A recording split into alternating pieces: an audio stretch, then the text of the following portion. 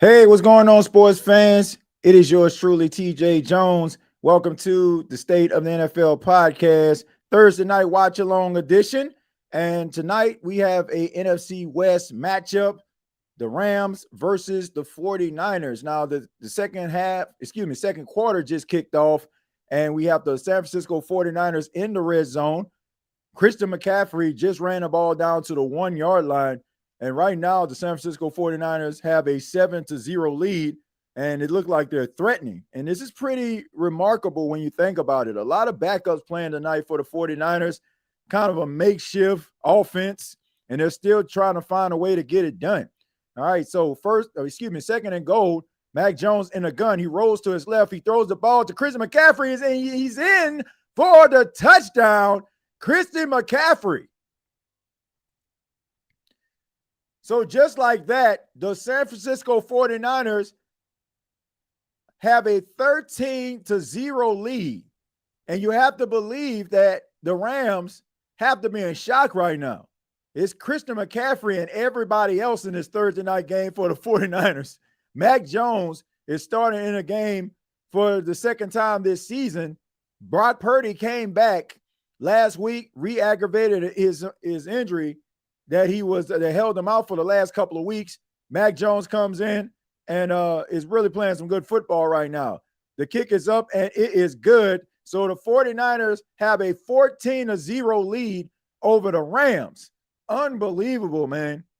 I mean, I'm looking at this depth chart right now. I'm looking at the guys on the field. The 49ers are out there with me and you playing football right now, and they still got a 14-0 lead. I'm out there. You out there. Like, man, it's amazing what you can do when you have some really good coaches, man. It don't matter. They find ways to win. And what Kyle Shanahan is doing right now, I mean, it's still pretty early in the game. But the fact that they have a 14-0 lead right now is pretty impressive. You got to admit.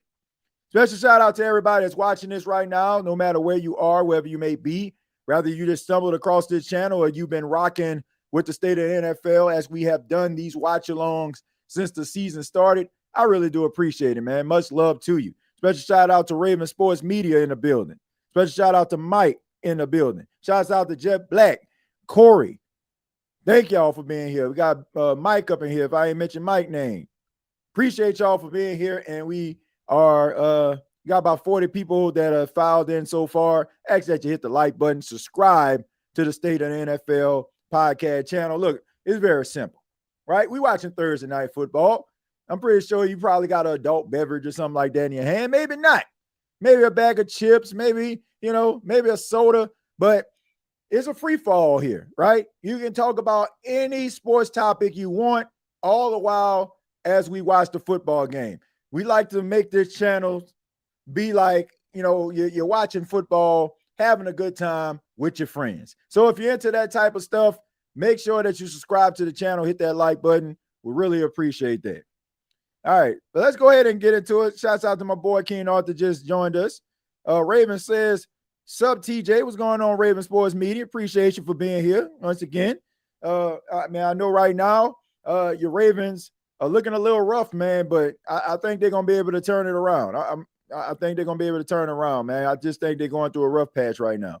No starting quarterback, starting wide receivers down, and Bosa. Yeah, this is a pretty impressive coaching job so far. And credit to Mac Jones. I mean, getting the ball out of his hands, like getting the ball down the field, time on task. I mean, definitely getting the ball to Robinson right now. I mean, Robinson seems like he's playing inspired football. And, I mean, Mac Jones is just taking what the defense gives him and out there making incredible plays. So credit to Mac Jones. And Mac Jones, I mean, look, I know a lot of people looked at Mac Jones, with the Patriots, but sometimes, man, it's just a matter of where you go. And sometimes, if you go to the right team, you can resurrect your career. We've seen this with guys like Baker Mayfield, seeing it with Daniel Jones right now. Like, we've seen stories like this happen quite often. But credit to Mac Jones, Mac Jones is basically setting himself up to possibly be a starting quarterback on somebody's team next year. If he continues to play like this and the way that he has been playing over the last couple of weeks, I mean, if you're a Saints fan, you already know Mac Jones would play pretty formidable against the Saints. But 1st and 10 for the Rams. Matthew Stafford under center, Tutu Atwell in motion. And a quick pass up to Puka Nacua. He spins, and he gets about 3 or 4 yards on the play. So a quick wide receiver screen right there from Stafford to Nacua. As we take a look at Robert Saleh, the former head coach of the Jets, back with his second stint as the defensive coordinator of the San Francisco 49ers. And what a really good defensive coordinator he is. Guy that understands defense, and the 49ers are trying to bounce back after a lackluster performance against the Jacksonville Jaguars. Of course, we know Lynn Cohen, head coach of Jacksonville Jaguars, told Robert Saleh, quote, "Keep my name out of your mouth." Play action. Matthew Stafford looks, he checks it down. He tries to give it to Kyron Williams, but that pass is incomplete, a little bit behind him. All right. So, as accurate as Matthew Stafford has been throughout his career, I mean, even the greats end up missing guys who are wide open from time to time. 3rd and 5. And Robert Saleh understands he got away with one right there. But no, credit to the defensive lineman. I stand corrected. He batted the ball away. So really good defensive play right there. I had to believe that. I know Matthew Stafford is a marksman. But anyway, 3rd and 5 for the Los Angeles Rams. And that's one of the disadvantages you have being a Los Angeles team, because it sounds like a home game for the 49ers. Matthew Stafford looks. That pass is caught wide open. Puka Nacua goes to midfield, and that's enough for the first down. So Puka Nacua keeping a drive alive for the Rams, and you got to believe that they got to be able to put some type of points on the board, preferably 6 points instead of 3. But really good pass right there. Really good clean pocket for Matthew Stafford. He's able to go through his progressions. I mean, you had about 2 or 3 guys wide open. He just decided to go ahead and give it to his top guy, which is Puka Nacua. Puka Nacua gets up the field, makes a guy miss, and gets to about the 50-yard line. So 1st and 10. Here's the handoff. This is off to Williams. Williams fights, gets past the line of scrimmage, gets about 2 yards on the play. So Kyron Williams, of course, got that new contract this past offseason. Guy who was a late-round draft pick, but has emerged as a really good running back in the NFL. Puka Nacua, 3,003 career receiving yards in 33 games, tied for the fewest games to reach 3,000 in NFL history. With Odell Beckham Jr., it took him 30 games. Devontae Adams on the sidelines on a 2nd and 8. Matthew Stafford under center, making some adjustments here. Sends Puka Nacua in motion. Here's the handoff again to Williams. Williams reverses field, goes to the left, spins, and he gets close to the first down. So he's probably about 2 or 3 yards short. It's going to bring up 3rd down for the Rams. So the 49ers defense trying to get the ball back into the red-hot offense hands once again. Sean McVay trying to call his best game, trying to call his best plays to try to keep this drive alive. Matthew Stafford in the middle of the huddle, making sure everybody got the play. Snap it up. Matthew Stafford in the shotgun. Alongside him is Kyron Williams to his left. And he sends the tight end in motion. They hand it off to Kyron Williams, and he is stopped. He is stopped. He gets past the line of scrimmage, gets about 1 yard on the play, and Fred Warner, the all-pro, one of the best linebackers, if not the best linebacker in football, is able to make the stop. But you got to believe that the Rams are going for it on 4th down based on the play calling. Sean McVay understands that this is a game where you got to make sure that you're taking advantage of the opportunities. And maybe you're going to have to gamble from time to time. So 4th and 1 for the Los Angeles Rams. And here's the handoff. Kyron Williams leans forward. This time he gets way more yards than he did the last play. He gets enough for the first down. Move the chains. All right, so as we get under the 10-minute mark in the second quarter, once again, the 49ers holding on to a 14-0 lead, but the Rams are driving down the field. They are threatening right now.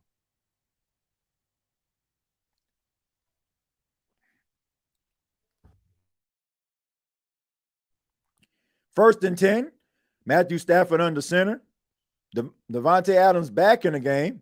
Here's the handoff to Kyron Williams. Kyron Williams gets up the field, gets past the first down and a lot more. And he gets a first down again. So back-to-back first downs for Kyren Williams, and he is starting to heat up. Excuse me, that's Cohen. Excuse me, the second-year guy out of Michigan. All right, so he has the ball off. I mean, he was running like Kyren Williams on there, but Corum, really good run right there. Able to drive his shoulder into the safety and finish that run really strong. Matthew Stafford under center on the 1st and 10.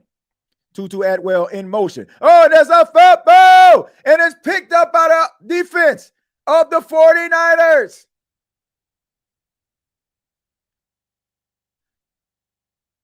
My goodness. So Corum on a big-time run gets about a 12-yard gain on the previous play, and he drops the handoff. And Sean McVay understands that is huge. So Corum comes into the game for Kyren Williams. Once again, ran 12 yards on the last play and just could not bring in the toss play, and the 49ers are able to pick it up after the fumble.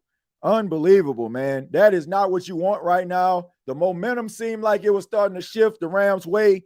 They started to get a good drive going there.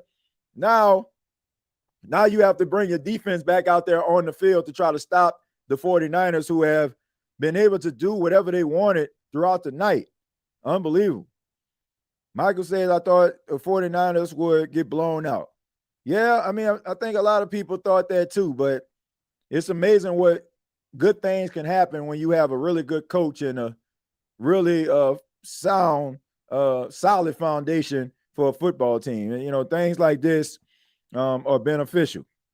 TJ, where is our deep passes at, bro? I have absolutely no idea. I don't know, you know, how they're going to be able to dial them up, but I think eventually you'll probably see some of those deep passes as time progresses. I hope. TJ, 49ers play great complementary football. Yeah, I mean, when you play good to great complementary football, good things can indeed happen to you. And look, the 49ers have a really good coach in Kyle Shanahan. I know a lot of people give him a lot of flack for, you know, losing big games, but this is a guy who wins a lot of football games, and he is one of the best coaches in the league, despite the fact that, you know, he has made it to big games and hasn't been able to finish. It's a good coach right here. No need to pay for Amazon Prime. TJ got me covered. Well, I appreciate that, Steve. Yeah, we got you covered over here on the State of the NFL. Got the play-by-play for you. Got the entertainment for you when it comes to the chat and being able to chop it up with some amazing people here. And shouts out to those that may not be in the chat but checking this out right now. You're a natural, TJ. Keep grinding, player. Kai, I appreciate that, man. And I appreciate all this, appreciate all the support you've given me throughout the years, man. People like you make me want to do things like this, man. I mean it. You know, when I see so many people that have been rocking with me and been with me like from the very beginning, like when I was just starting doing the podcasting thing, it means a lot to me, man. I appreciate y'all sticking around. And I appreciate the new people that just found us. But back to the game, man. Thursday night football, 49ers, Rams. Rams just fumbled the football. 49ers have it off the Sky Moore on a reverse. He tries to get around a corner, and really good defensive pursuit there. He only gets about a yard on the play. That looked like that could have been a big-time game for Sky Moore. Sky Moore moves over from the Kansas City Chiefs to the 49ers. He was one of their top picks. Thought that maybe he would be that Tyreek Hill type guy for Kansas City, just never panned out. So he's trying to find new life in San Francisco. So Corum, I mean, really good running back, was really good at the University of Michigan. I mean, you know, it's going to be okay, man. Sometimes bad things happen. Play action. Mac Jones throws, and that pass is caught, and that's to Bourne, the former New England Patriot. So that's that connection right there. Mac Jones throwing to his former teammate in New England. Now they're playing together for the 49ers. So really good pass right there, a little quick slant. Mac Jones able to find him in stride and using his body as Bourne, big target right in the middle of the field. And it's a great opportunity for a lot of these guys like Mac Jones and Bourne and you know, and Marquez Valdez-Scantling. All right, so on a 1st and 10, Christian McCaffrey gets the ball on a toss play. He gets about 2 or 3 yards on a play. So this is going to bring up 2nd down. We're at 7 minutes and 25 seconds remaining in the second quarter. Christian McCaffrey has 9 rushes for 26 yards. And the 49ers are trying to add to a 14-0 lead, once again, after the fumble of Corum.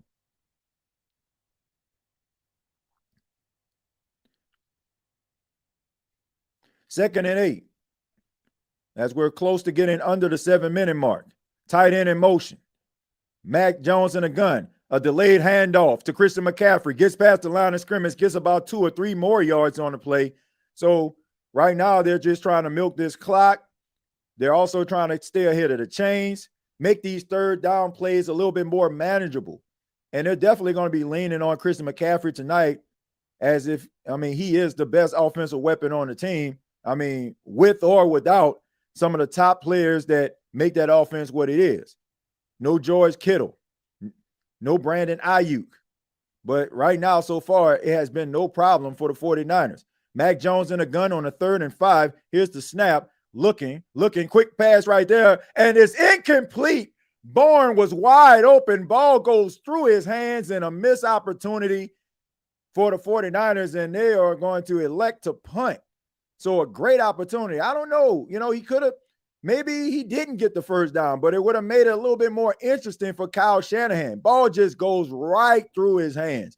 But that often happens when guys are thinking about the next move they're going to make. Sometimes you got to think about the first move, which is catching the football and maybe trying to get upfield. So the legendary Thomas Morstead, a legendary Saints player, Super Bowl champion, punched the ball, and Smith signals a fair catch. So out comes Matthew Stafford. No harm, no foul there. But if you're the Rams, you do not want to make the same mistake twice and give the 49ers opportunity. That was just a missed opportunity by the 49ers. Mac Jones couldn't connect with Bourne. Bourne drops the ball, and now the Rams get opportunity to try to put some points on the board. The team is so bad that you really can't even analyze Spencer Rattler. Yeah, the team is pretty bad, man. Team is pretty bad, but they do got some bright spots on the Saints team. But they just need some time to develop. But I think a lot of people already understand that it's going to take some time in order for the Saints to be able to turn that corner. Those Shanahans know some offense. Yeah, they definitely do, Slim. Mike Shanahan is a legendary coach. Has called some really good games, multi-time Super Bowl champion, and now his son trying to follow in his footsteps, a really good coach. He just needs to get over that Super Bowl hump. He kind of to me, Kyle Shanahan to me is like the modern day Bill Cowher. Now, Bill Cowher just won a bunch of football games, but he never really won a big one until I want to say it was his last year with the Pittsburgh Steelers back in 2000. What was that? 2007? 2005, 2005 when they beat the Seattle Seahawks in the Super Bowl. Yeah, it's he just reminds me he's like the modern day Bill Cowher. Some of you young folk probably just know Bill Cowher for sitting in the CBS studios, but once upon a time, Bill Cowher was a hell of a coach. They referred to him as the Jaw. And I used to enjoy watching the Pittsburgh Steelers at Three River Stadium and seeing Bill Cowher on the sidelines. I think everybody used to have those dreams of running a football and playing for the Steelers back in the day as a kid. Let's see. Tim, thank you very much for the $1.99. Who that says Saints will be fine soon as Jake Hayne is activated and starting. Be fine to get a first-round draft pick, a first overall pick, which they already have right now. All right, so looking at Puka Nacua here, 42 receptions, tied most through the first 4 games of the season in NFL history. Tied with who? Cooper Kupp and Michael Thomas. That's insane, right? Michael Thomas still out here being compared to other people, so that's pretty cool, man. That goes to show you, man, Michael Thomas, man, he was on a trajectory to be a Hall of Famer. It's unfortunate that his career ended the way that it did. If he didn't roll up his ankle, man, Michael Thomas would still be out here making plays to this day, putting together a Hall of Fame career. So 1st and 10 for the Rams. Matthew Stafford in the gun, looking, and there's a flag on the play. So play stops. And everybody's favorite referee, Bill Vinovich, out there on a saying the false start on the Rams. So they got to moonwalk back a couple of yards. And that's going to bring up a 1st and 15. So not starting this drive off very promising. Yeah, Puka Nacua is a remarkable story, a late round draft pick. And this is just Sean McVay putting this little magic on this team. Matthew Stafford in a gun again. He throws, and that pass is incomplete. Intended for Devontae Adams, and Green with really good coverage. Devontae Adams felt like he was held, but the referees did not call it. All right, so a 2nd and 15 on the play coming up. Matthew Stafford, 3 of 6, 24 yards. Kyron Williams, 7 rushes for 26 yards. Matthew Stafford in a gun on a 2nd and 15, looking some more. He throws it down the field, goes back to Devontae Adams. He stiff arms Green this time, so he gets the best of that matchup, and they get some yards on the play to try to set up a manageable 3rd down. Still 3rd and long, though. Still 3rd and long. So the Rams are going to have to find a way. Rams are going to have to find a way to get this 1st down, but really good reception by Devontae Adams, making it a 3rd and 4. So actually way more manageable than I thought. 3rd and 4. Matthew Stafford in a gun. The ball is snapped. Looking some more, and gets it to Puka Nacua, and there's a flag on the play, and let's see what this flag is all about. Is it offensive pass interference? Or maybe it's on a rookie Stout. Let's see what they call. Is it on a rookie out of Western Kentucky? Or will it be on Puka Nacua for offensive pass interference? So it'll be a holding on the defense. So Upton Stout is charged. It's charged on a pass interference call. So, excuse me, that's the Emmanuel Lenore, actually, a victim. Well, Devontae Adams, the victim. Lenore is guilty of the hold. So that's a good matchup right there. Lenore, probably one of the best corners on the team, if not the best. 1st and 10 for the Rams. And a play action. Matthew Stafford looking. Throws deep down the field. And it's incomplete, intended for Puka Nacua. Green on the coverage. Seemed like Nacua had a step on Green, but Matthew Stafford wasn't able to fit the ball in. So the Rams tried to take a deep shot on a 1st and 10. I mean, it had legs, all right? Did he go on the sluggo?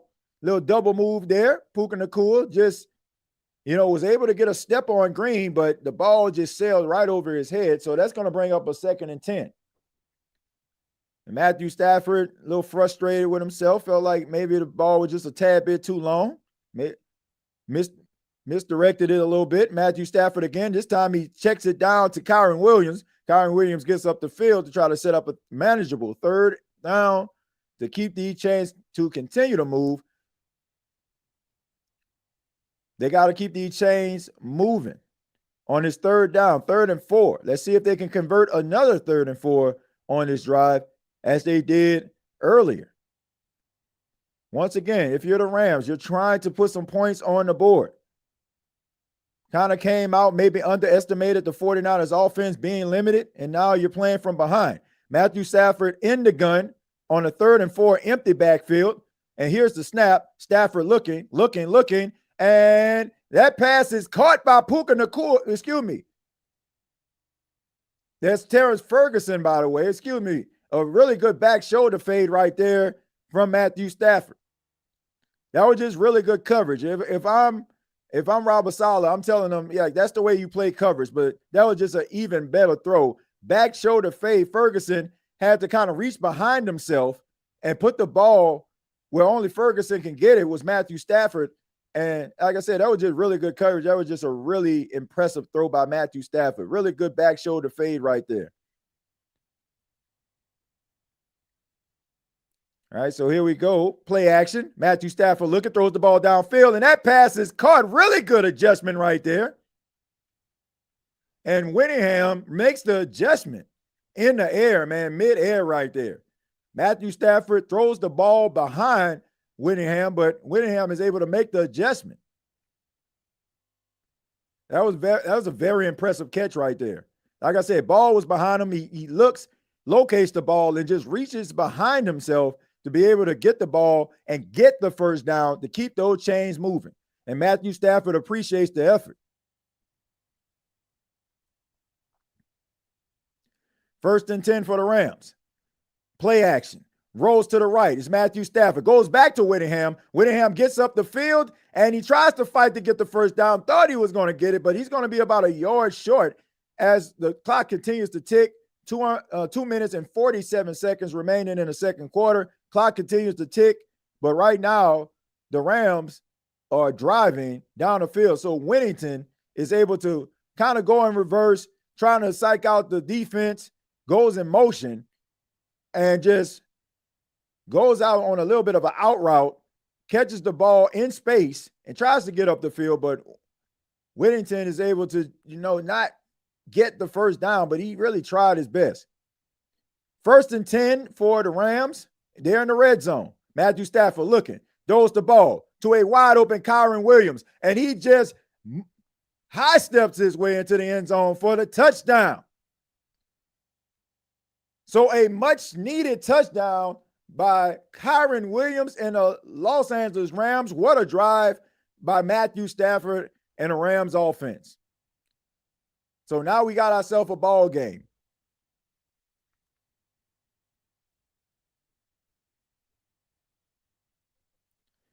I mean, that had to be just a blown assignment by the 49ers. I mean, Kyren Williams there's only two guys that were guarding him, or two things that were guarding him, space and opportunity. So that was a easy touchdown, about as easy as he probably going to get all season long.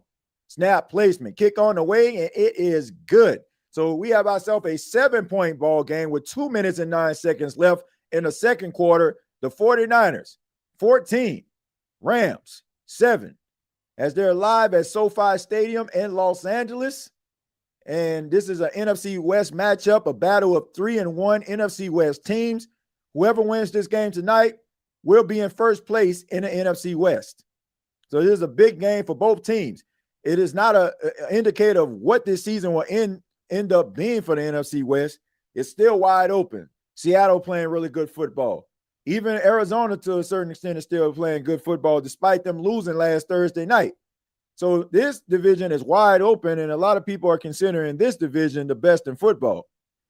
And the way that these teams are playing tonight, you'll be hard-pressed not to agree. Matthew Stafford goes out there, does his job, and now Mac Jones has an opportunity to facilitate a 2-minute drill. Kyren Williams getting appreciation and adulation for his efforts getting the ball into the end zone. And here's the kickoff. Low line drive kick, and Sky Moore couldn't corral it, but he was able to get it.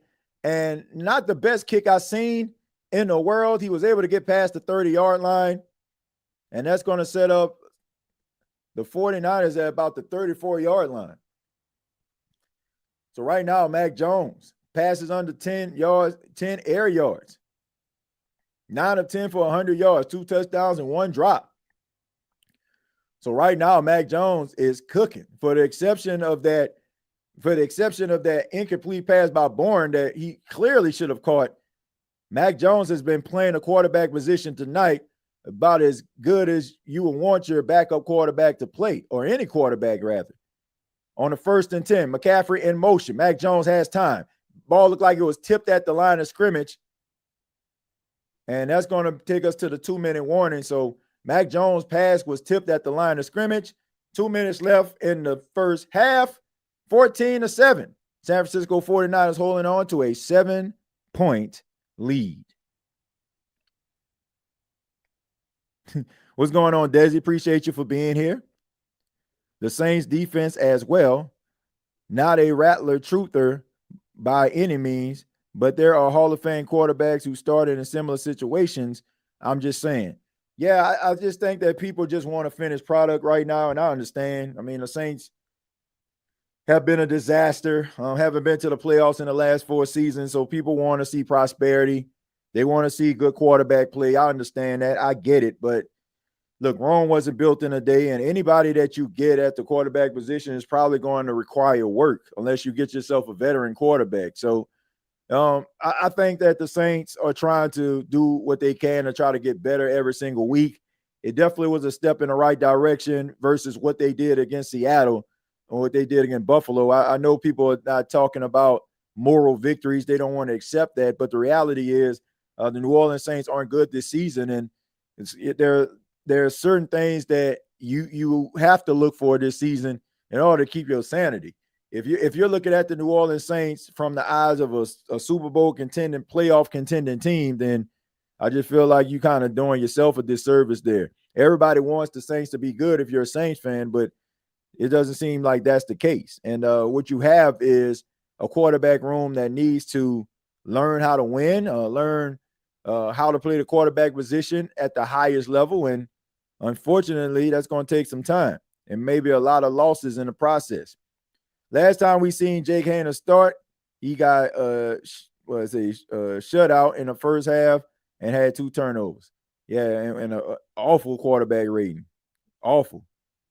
We just watched a quarterback throw the ball behind a wide receiver and he adjusted.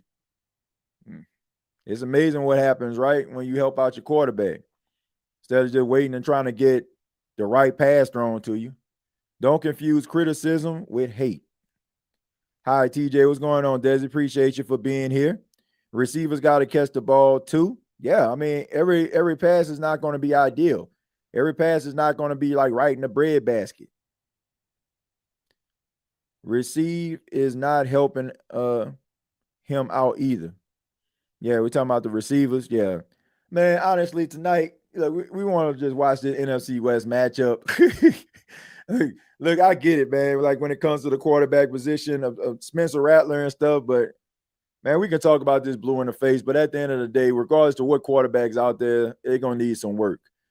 2nd and 10, Mac Jones under center, and a play action. He rolls to his left, looking, has all type of time, and he passes the ball. This time, Bourne actually catches the ball. He's saying to feed him, but if you dropping passes like you did on the last drive, they might leave you malnourished, my friend. I'm sorry. But a good bounce back. And credit to Mac Jones for just going right back to his former teammate, his former New England Patriot teammate. Their teammates once again in San Francisco.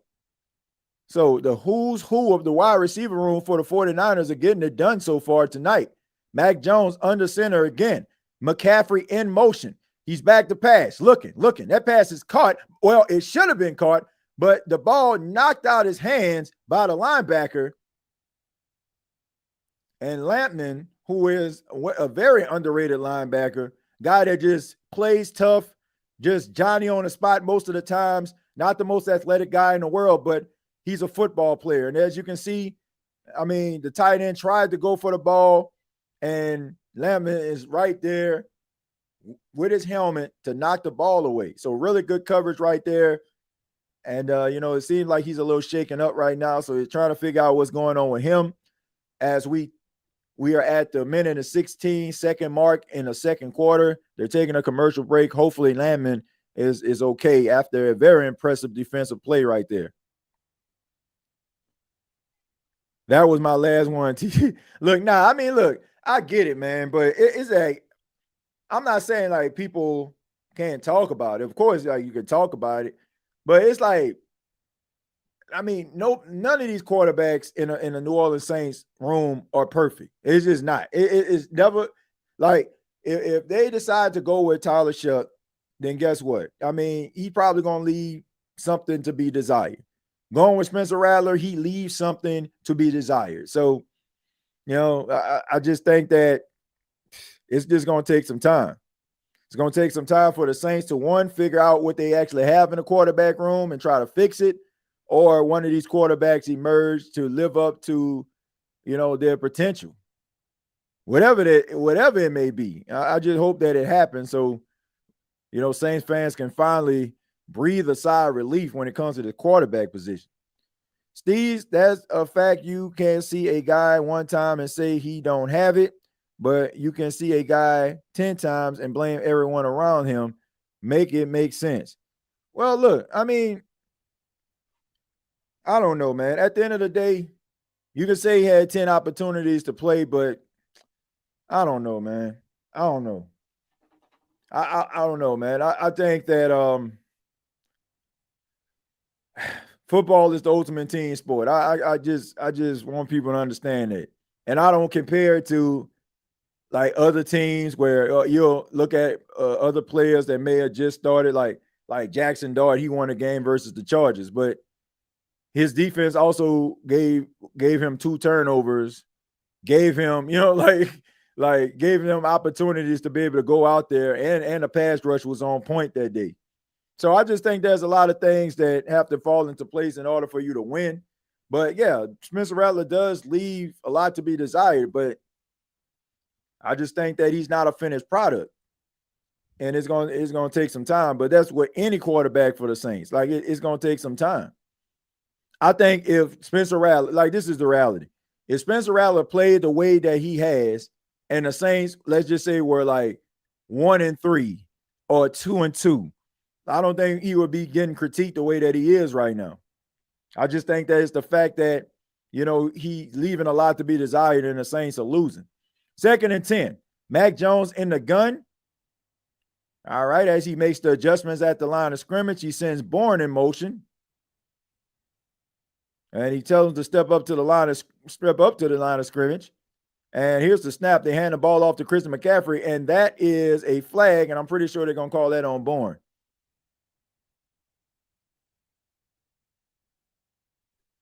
All right, I'm pretty sure that's going to be a legal formation. Because he didn't even, you can tell, he didn't know where he was. Yep. Yeah, I mean, I seen that coming a mile away. When he didn't know where he was supposed to be on the field, and Mac Jones was telling him to step out, that's going to be a legal formation. And sure enough, it was. So just a little bit of a brain fart right there for Bourne, but you probably got to chunk that up to the fact that he doesn't have the experience being out there as a starter. I mean, the 49ers are missing a lot of players out there, so probably going to be some miscommunication, guys that not lined up correctly.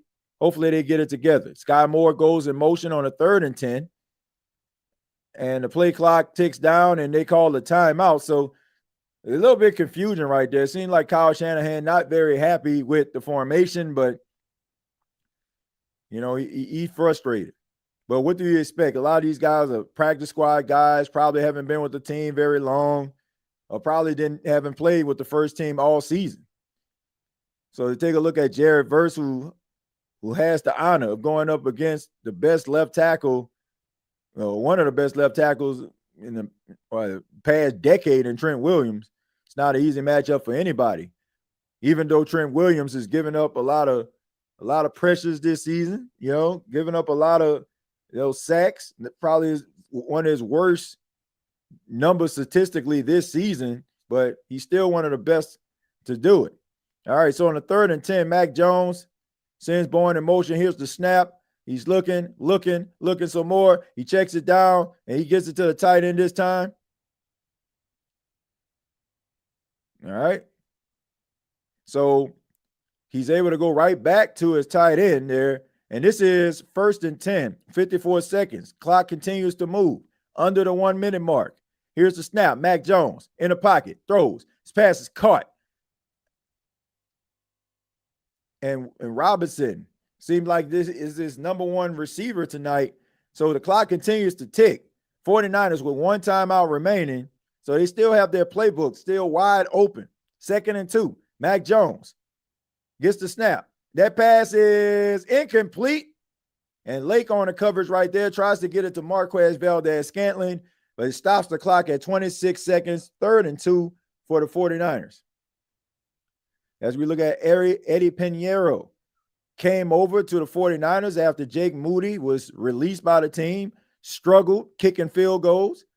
Jake Moody was one of the most accurate kickers in college football, was an MVP of the East-West Shrine game coming out of college, and a 3rd-round draft pick, only for him to get cut by the 49ers. And here's a handoff to Christian McCaffrey, gets up the field, and that's enough for the first down. 22 seconds left, and they try to hurry up to the line of scrimmage, gives the ball back to the referee, and Mac Jones is probably going to try to clock this, and he does with 13 seconds left in the second quarter. So what you're doing is, you still got your playbook wide open. You're holding on to the timeout. So you can probably take a couple shots down the field to try to see if you can come away with a touchdown or even play the sidelines. And if you can't get out of bounds, you still can call your final timeout and maybe set up a field goal to be able to take a 17-7 lead with you into the locker room. But regardless, the playbook wide open for the 49ers on a 2nd and 10. Mac Jones in the gun. Here's the snap. Tries to get around the corner. He gets the ball off, and he tries to get it to Valdes-Scantling again, and he doesn't get sacked that time, but the defender was coming around the corner to take his head off, but he's able to get the ball out of his hands, so 3rd and 10. So it depends on how long it would take you to be able to develop this play. You still have a chance to try to take a shot at the end zone. And if that doesn't work, you can bring out Pinheiro to be able to kick a field goal to give you a 10-point lead going into the locker room. But anyway, 3rd and 10. But the Rams, they will use one of their timeouts. Maybe they want to just take a look at the offensive play design, try to see how the defense can be able to counteract it. So timeout by the Rams, their second timeout used this half. They have one remaining. So taking a look at next Thursday night's game, Jalen Hurts and the undefeated Philadelphia Eagles versus rookie Jackson Dart and the New York Football Giants. Philadelphia Eagles right now are undefeated, have an opportunity to play this Sunday. And will they be undefeated next week going into the game versus the Giants? We'll find out. But an NFC East matchup between the Giants and the Eagles. 3rd and 10, 9 seconds left in the second quarter. The offense of the 49ers trying to find a way to get 6 points on the board before they have to possibly kick a field goal. Mac Jones in the gun. Christian McCaffrey in the backfield with him. And they just hand the ball off to Christian McCaffrey. He gets up the field, still fighting for extra yards. Might want to go down, Christian. And timeout with 2 seconds left. I don't necessarily like that move by Christian McCaffrey. Like you have about 3 or 4 guys trying to bring you down. It's good to just get tackled so you can use your timeout. Too much time being utilized there, but they still leave 2 seconds left on the clock to be able to kick a field goal to stretch this league out to lead out to 10. Trying to stretch the lead out to 10 is the 49ers. And Pinheiro, once again, only been with the team for a few weeks, trying to earn his keep still.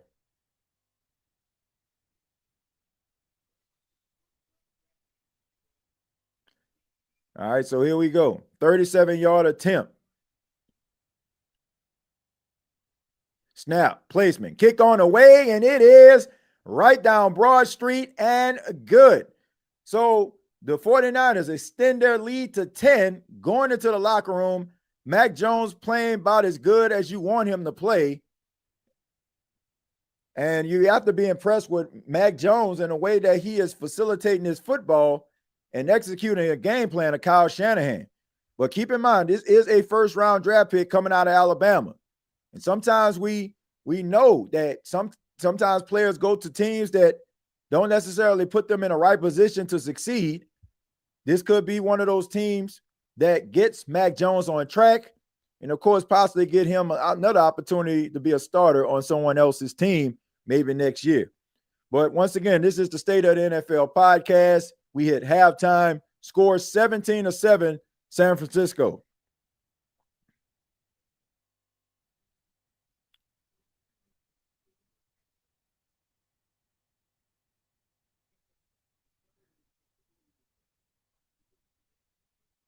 I'm not making excuses for Rattler, but I can't charge the games last year against him. You and Mac Jones were trash. Yeah, and Mac Jones were trash with New England. That's what I'm saying, man. We got to allow these quarterbacks to kind of go through the motions. Like this is like, I mean, like take a look at Mac Jones. Like take a look at him. Like this man was pitiful in New England. Now this man out here aligned himself with a 49ers coach and Kyle Shanahan that could put him in the right position to succeed. And next thing you know, now he playing some quality football. Like, man, situations matter. And it's not always so much about, like, oh, man, this dude don't have it right away or not. Like, sometimes, man, it just takes some time. It takes some guys longer than others, and sometimes it takes situations to change. I just think that we'd be so quick to try to throw guys away like they don't have any redeeming qualities. Like everybody's story is not always like he came out the gate looking like he was the next big thing. I just think that guys need to develop sometimes. Sometimes you have more of a finished product, more of a polished product than others. But if a guy is starting like developing and you see some qualities that, that have improved in his game, like I think people need to focus on that. I already said, I just think that it all just comes down to, does the guy get better? Like, can he improve on the things that he's limited in? Sometimes it'll be like an easy fix where a guy will probably adjust in the next couple of weeks. And then there's times where it's probably going to take a process.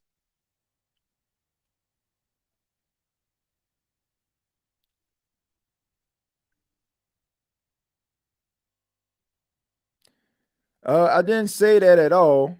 I'm saying New Orleans probably not a good destination for him. A lot of talent. Right, TJ? That knack, like Shuck, gonna come behind the O-line and by God. Yeah, I mean, and be God. I mean, look, all I know is, all I know is, man, both of these quarterbacks are a work in progress. So it's not like somebody about to just come off the bench and then all of a sudden, like, oh my goodness, like, what are we watching here? Like, man, if I don't know, man. I don't want to keep on having these type of I don't want to keep on having these type of debates, man. It's pointless.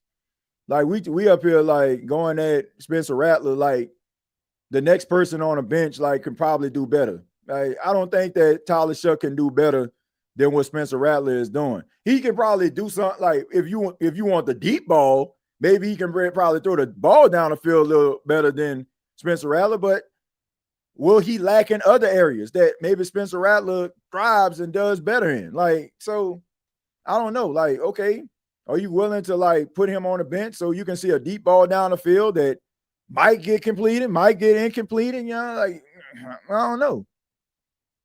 And trust and believe, man. If Tyler Shuck was ready, trust and believe that the Saints will put him out there. Kellen Moore and his staff drafted Tyler Shuck. So that's my point. Like, it's not like they just holding them out like, oh, man, we don't want people to see this. Hey, I just think that they feel Rattler is the better of the quarterbacks right now. Regardless of if you feel like he leaves a lot to be desired or not. Like, neither one of these guys at this point are going to lead the Saints anywhere. They sure do, and we don't have a good situation at all. If Rattler was a first or second round pick that was developing and making improvements like he has, Saints fans would be more patient. I think if he won a game or two, they probably would understand. But it's the fact that he is not a finished product and the Saints are losing. That's the biggest gripe. That's the biggest gripe. If they probably won games and Spencer Rattler was struggling a little bit in certain areas, I don't think people would be lambasting him like they're doing right now. Facts, CJ. Look at Matthew Stafford all them years in Detroit, then comes to the Rams first season, wins. Look at Baker Mayfield. The right system matters. Some guys are more finished products than others. Some guys just need the right situation to go to. Yeah, look at Burrow. If he was on a team like Philly, it would be over. Yeah, Rattler needs to go somewhere else because he had like 3 coaches in New Orleans, still 0 wins. I mean, you basically, you basically answered your own question there, man. You basically answered your own, like, that's hard for any quarterback to be able to deal with. But like I said, you combine that and the fact that football is the ultimate team sport and you need certain things to go your way, especially in those nip and tuck games. Spencer Rattler won't really lose the game for you, but I'm here to tell you, Shuck, more of a gunslinger that going to throw picks. None of these guys, I'm telling you right now, none of these guys are going. If Tyler Shuck, I mean, I hope that I'm wrong, but if Tyler Shuck was out here starting, we'll be talking about the same thing. We'll be like, it'll just be different people talking about it. I mean, that's just the truth, man. Like, both of these guys, both of these guys leave a lot to be desired. I keep telling y'all this. Like, this debate is like kind of insane. It's almost like, okay, man, it's like talking about, what would you want, an orange or apple? They both fruit, it's kind of, or what do you want, a green apple or a red apple? Like, they both the same. Like, you probably have one, probably one thrives in a certain area that the other one doesn't. And then, you probably have it vice versa. So, like I said, if maybe Tyler Shuck would throw the deep ball down the field. Maybe you'll probably see more deep passes down the field. But, when it comes to like reading pressure or something like that, getting sacked multiple times, he probably would do that too. So it's like, both of these quarterbacks, if you've seen both of them play, it'll be like, okay, man, Tyler Shuck probably would have threw that pass down the field. And, man, Spencer Rattler probably would have checked that thing down. So Kellen is the last coach to be on a hot seat. And Kellen Moore not on a hot seat at all. Like, seat ain't even warm at all. Ain't remotely warm. Like, ain't got no heat coming up off the seat. TJ, the Saints pass on not one, but two, but multiple quarterbacks. Now they have what they have. We just have to hope that they develop. Yep, you had opportunities, man, to be able to nip this in the bud, but maybe you was caring too much about the feeling of Drew Brees or didn't really plan for the future. The debate is crazy, and I barely speak on that. But I'm going to say this. Isn't the same people calling for Shuck with the same ones begging for Rattler during preseason? Now they got Shuck, LOL, these fans. Yeah, man, I'll just say it's like the Buzz Lightyear complex, right? I mean, everybody just wants the shiny new toy. It reminds me of this episode of The Simpsons, right? There was this episode where Fat Tony and the mob like came and helped out Marge like start a business, and they was like shaking people down and scaring away the competition so her business can thrive. So anyway, they ended up trying to collect money from Marge and Homer, and then the next thing you know, the rival competition ended up bringing in a Chinese triad, and they was like fighting outside on the Simpsons lawn, and they had this one Japanese triad guy that was just standing there in the middle as the other one was fighting. And Homer was like, and Marge was like, Homer, let's go inside. And Homer was like, well, the Chinese guy hasn't done anything yet. It's going to be good. And then all of a sudden, like, he closed the door. And I guess he does like this crazy karate move. But it's like, that's how people feel. Like, because we haven't seen this dude do anything, we know it's going to be excited, right? We getting all excited to try to see what he can actually do. But I'm telling you, man, if Tyler Shuck was ready in any way, they would have put him out there because they want to see him play. Why? Like, this is one of their first major decisions as a staff. So, of course, they want him to succeed. And if they felt like he can beat out Rattler or make you feel like, they don't need Rattler, trust and believe he'll be out there. Trust and believe. A lot of fans flip-flop. Aloha, Doc. What's going on, Stu? The backup quarterback is always the most popular guy on terrible teams. as if he's the savior. Eminem, what makes you think what he has showed? I don't know, man. I just don't think that the dude a finished product yet. I don't think he's a finished product. The only thing you can ask is a quarterback being better than what he was last year. And Spencer Rattler as a quarterback, he's better than he was last year. Like, yeah, he hasn't won a game, but like I said, at the same time, like that's like football is a team sport. And it's not about making like excuses for him. That's just a fact. That's just a fact, man. Like, like he's a 5th-round quarterback. So of course he's not going to be like polished. Everything is not going to be perfect and pristine. Like, you got to work towards that. I'm just saying, any quarterback that you have is going to require some work. If the New Orleans Saints go to the NFL draft and draft a quarterback, and that quarterback ends up like coming to the team, like he's going to be a work in progress. It's going to be a work in progress. I just don't want y'all to be stressing yourself out about this stuff. Because any quarterback that comes in, unless you about to get like a Joe Burrow or something like that, because Cincinnati just tired of the injuries, like you're going to have a quarterback that's going to be struggling. Facts. There was the draft pick there, guys. So if Rattler was anything close to a starter, they would have, but it's not.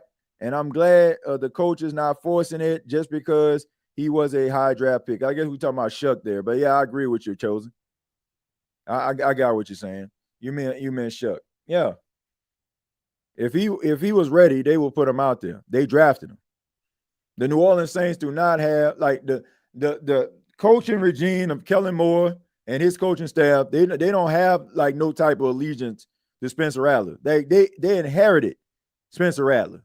So it's not like, oh man, we got to make Spencer Rattler start. We got to make this thing happen. Like, we see that all the time. Like, where a coach comes in, drafts his quarterback, and the quarterbacks that were there are on borrowed time. Y'all was so patient with Carr, who was in the league 75 years and had 54 yards against the Giants, but y'all too good for Rattler. Got it. His excuses. Spencer is Dennis Allen pick. I agree. He is Dennis Allen pick, which would justify Kellen Moore starting Tyler Shuck. But he didn't. So we have to ask ourselves why. Like, Kellen Moore, this ain't his first rodeo. He's worked with quarterbacks in the past. All right, so start of the second half. And this is return by Smith. Smith gets around the side. He spins, and really good return right there by Smith coming past the 30-yard line. So this is going to set up the Rams in really good position.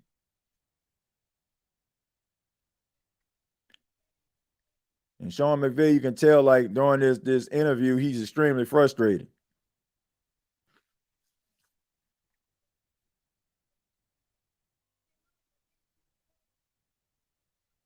All right, so here we go. Matthew Stafford on a 1st and 10 in the gun.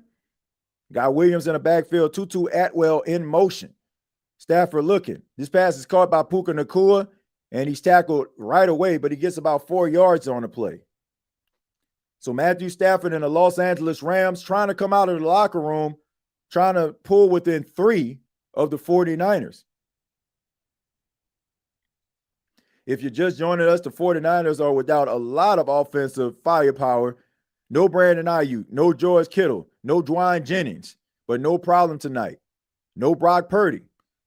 Matthew Stafford, high snap, steps up in the pocket. That pass is caught. I mean, it's the who's who of receivers tonight. This Davis Allen. I'm looking like, who the heck is this? I thought that was Ferguson again. But, I mean, these guys are making plays, man. Really good adjustment right there. Bobbles the ball, but able to maintain possession. And here's the handoff here to Williams. Tries to get up the field, gets past the line of scrimmage, but there is a flag on the play. Let's see what that is about. You got a defender of the 49ers pointing towards the Rams, saying it's on them. So let's see what this is. As we take a look at everybody's favorite referee, Bill Vinovich. Holding. So offsetting penalties right there. That's going to replay this down. So offsetting penalties has the Rams still at 1st and 10. So Winnington on the sidelines after making some really good catches on that drive that led to a Rams touchdown. 1st and 10 for Matthew Stafford. He's in the gun. Sends Allen in motion. Here's a handoff, a delayed handoff to Williams, and he gets past the line of scrimmage, about 3 or 4 yards on the play. It's going to bring up 2nd down.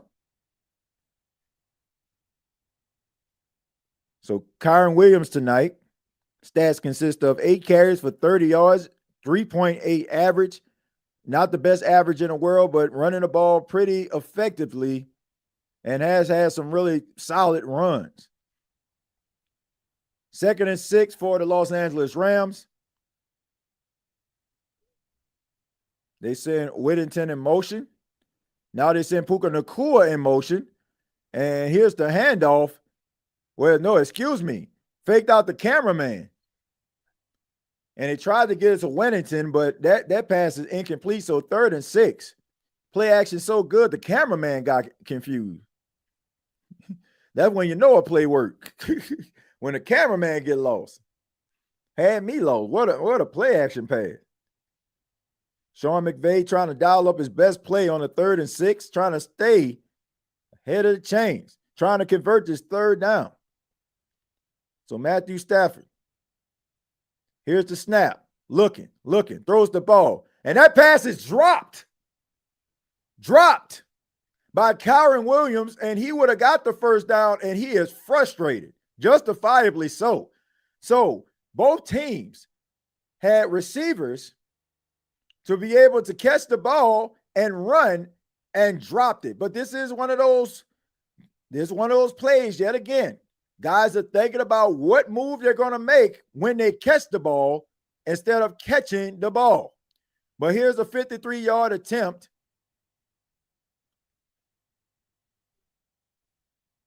So here we go. Snap, placement, kick on the way, and it is Nugget. He shanked it, ladies and gentlemen. Shanked.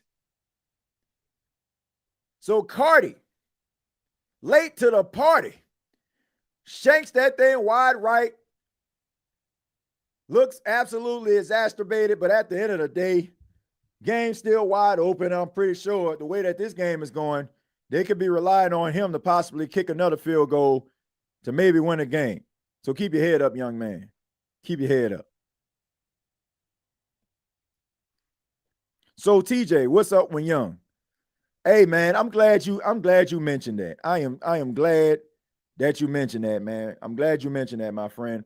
I actually have an interview that's coming out with a good friend of mine, my buddy, Dr. Jesse Moist, orthopedic surgeon to professional athletes.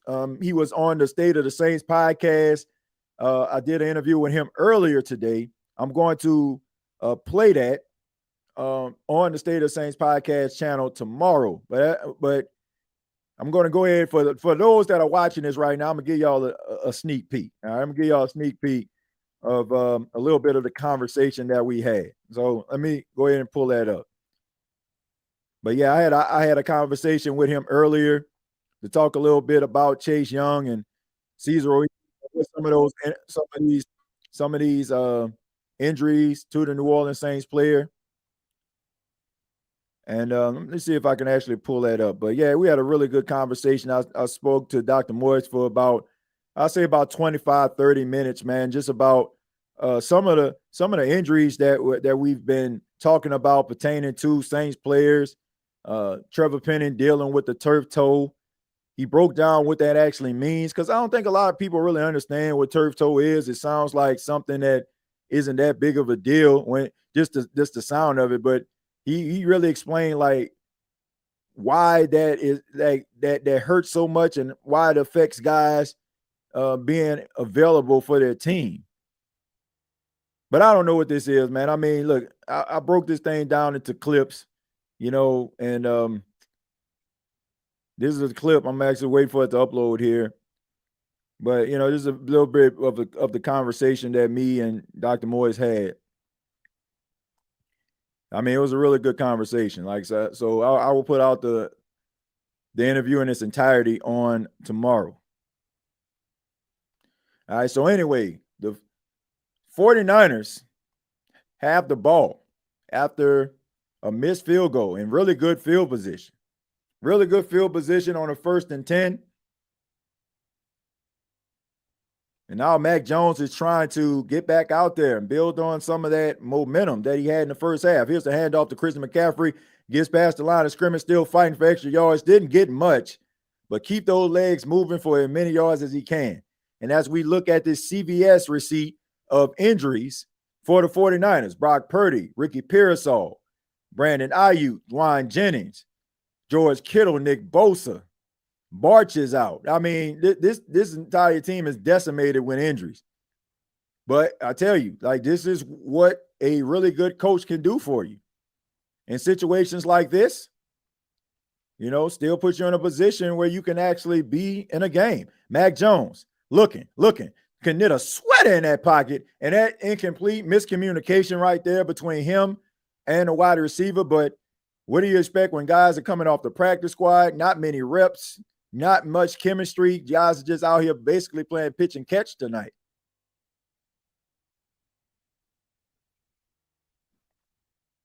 So 3rd and 8 for the San Francisco 49ers, and the frustration continues for Kyle Shanahan, understanding that some of these plays would work if you actually had some starters out there. Mac Jones in the gun. Rams showing pressure. Picked up. Christian McCaffrey picks up the blitz and a pass interference. Williams is guilty of the pass interference call, and he knows it. He knows it. So a bailout by Williams and the Los Angeles Rams secondary as they give the 49ers an automatic first down. And the crazy thing about it was he still would have been short of the line of game. A little bit too overzealous by Williams. Didn't necessarily have to jump on the back of the tight end. All he had to do is allow him to catch. He wouldn't have got the first down anyway. So self-inflicted wounds continue for the Rams. Christian McCaffrey in motion on the 1st and 10. Mac Jones looking. And that pass is caught by Bourne. And again. And Mac Jones looked like he's a little shaken up there. I don't know what's going on there. Oh, wait a minute. So Mac Jones looking. Clean pocket, looking some more. And he takes a shot as he throws the pass downfield to Bourne. Let's see what happens. And yeah, he takes a shot. So Jared Verse making his presence felt. Despite Mac Jones getting off the ball, he's going to feel that one in the morning. 16 of 25, 198 yards for Mac Jones right now, who is cooking it up. And here's a toss play to Christian McCaffrey. He tries to get upfield, gets about 3 yards on the play, bringing up 2nd down. So Mac Jones trying to shake it off. You can really tell that he's feeling the effect of that shot. And he's limping pretty hard there. He's trying to give it everything that he has. He understands the opportunity that he has right now. He tries to stay in the game and trying to tough it out. And you can tell they just basically ran this toss play because they understand that Mac Jones needed some time to kind of compose himself. Compose himself. 2nd and 8, Mac Jones under center. Here's the handoff to Brian Robinson, getting himself some action here. Alabama on Alabama action right there. Former teammates at the University of Alabama, Mac Jones and Brian Robinson. And Mac Jones continues to try to shake it off.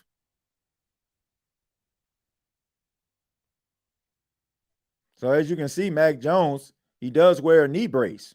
You see the bulky, leg there because of the knee brace that he wears underneath his socks.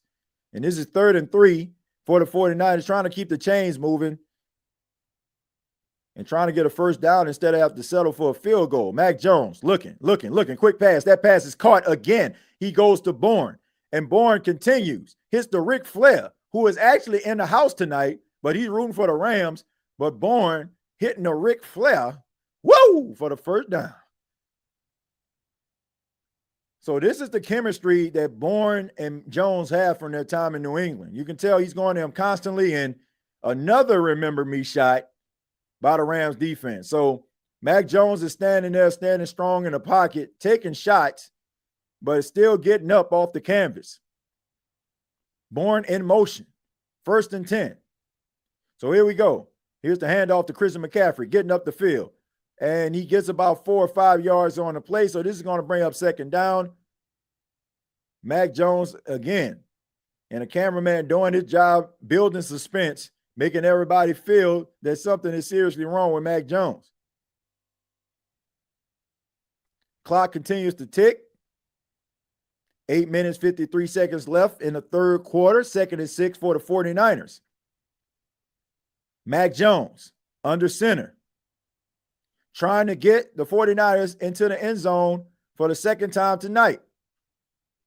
Play action, looking, throws, caught, Bourne again.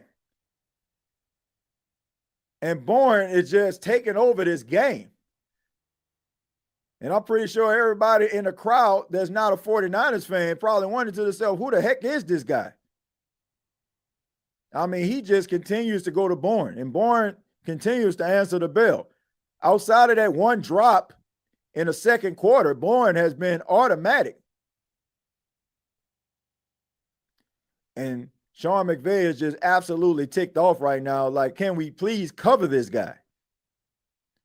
All right, so I formation, use check, shifts. Christian McCaffrey tries to get up the field, and the offensive line's pushing him, and he is short about a yard. So this is going to bring up 2nd and goal.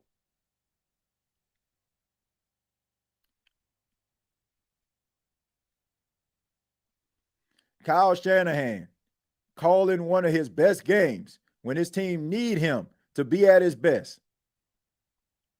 And the 49ers are trying to put a stranglehold on this game, as they can go up by 3 scores if they get into the end zone. I formation, Mac Jones under center. And they tried to give it the use check, and no, sir.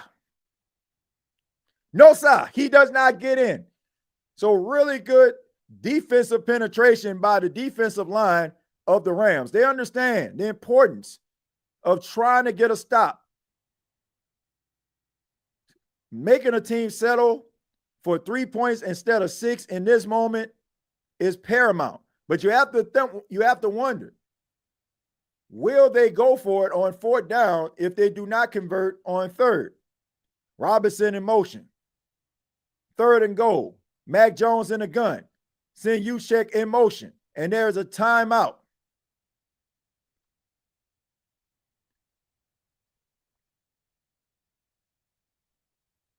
So the 49ers called their first timeout of the second half, as they understand the importance of this drive, understand that they need to get 6 points, want to make sure everybody's on the same page. Once again, a lot of new faces playing together for the first time as they have a makeshift offense here tonight. So you want to make sure that you have everybody on the same page, they understand their assignments, and you want to call your best play if you're Kyle Shanahan, and you want it to work. So a 30-second timeout was called, and now we see the 49ers on a 3rd and goal, trying to once again put a stranglehold on this game, and maybe even a stranglehold on the NFC West early in the first half of the season. 3rd and goal. Mac Jones in a gun. Sends Valdez-Scantling in motion. Here's the snap. Pressure coming up the middle. And a shot.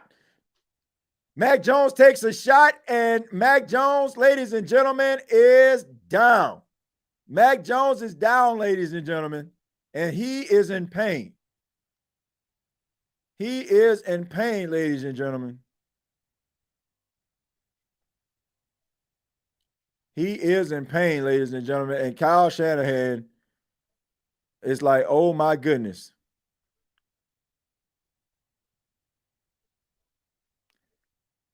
And Byron Young, comes over around the corner, and I mean, I mean, he comes around the corner, and I mean, a straight shot. Credit to Mac Jones, understanding that this was a big time play, and he is in his absolute pain right now, man. And that does not look good. It does not look good, ladies and gentlemen. Hopefully everything turns out to be all right for Mac Jones. He was playing pretty good tonight. He was cooking it up. Looked like he was going to be on a cusp of possibly resurrecting his career, and hopefully it's not anything that would prohibit that from happening. So I want to send prayers up to Mac Jones as he is down on the field. That is unfortunate. Very, very unfortunate. So the 49ers trying to hold on to this game. So Kyle Shanahan on the fourth down has a tough decision to make. Is he going to try to go for it on fourth down, possibly try to make it, or are they going to go for the 3 points?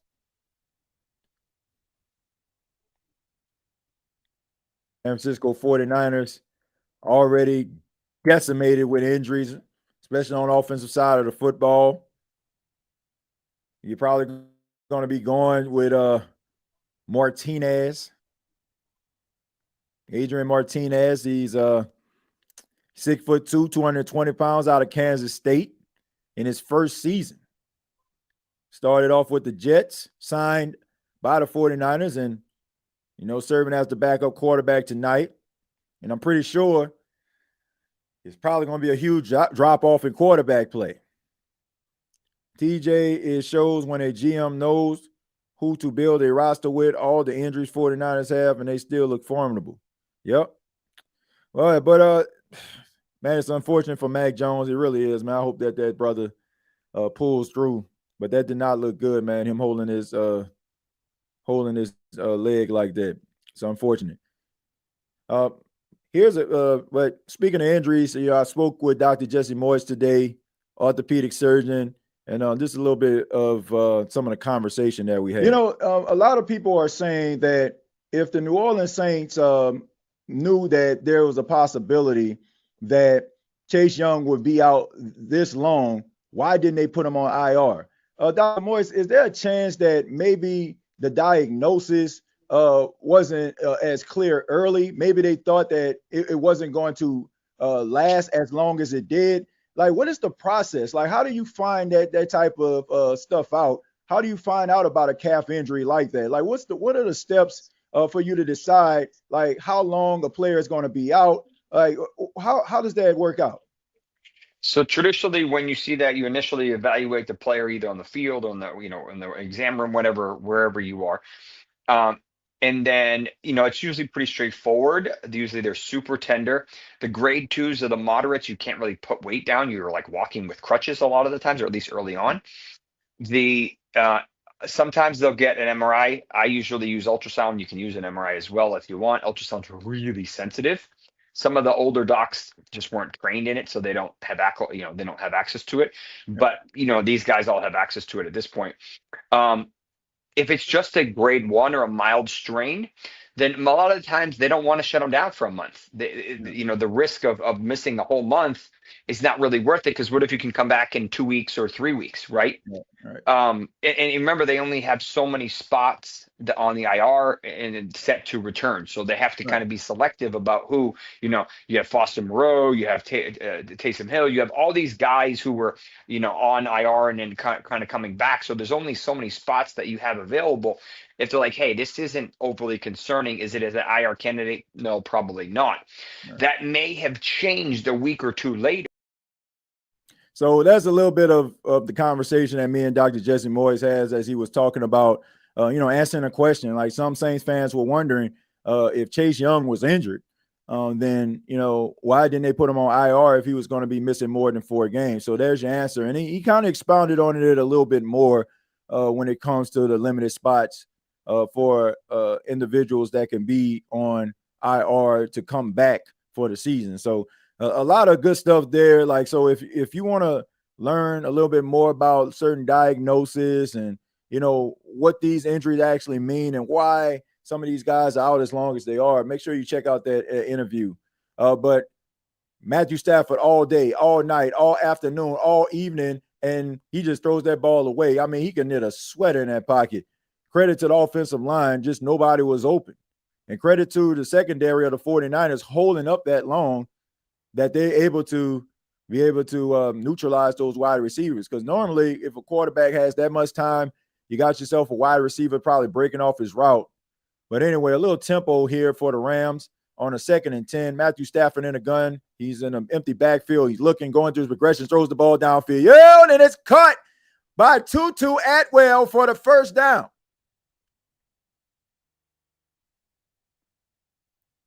So a much-needed deep shot down the field. First down, Rams, as they try to get themselves back into the game. So Tutu Atwell started his career with the Houston Texans. He is indeed a burner.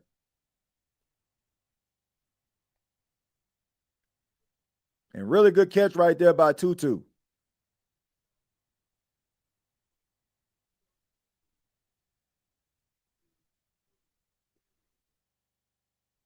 So we have another injured 49er on the field. And, I mean, man, when these guys are playing 2 games in less than a week, and you're going to see a lot of these injuries, man. These guys are still dealing with injuries they sustained from the Sunday's game, and then you got to turn right back around and play again a couple of days later.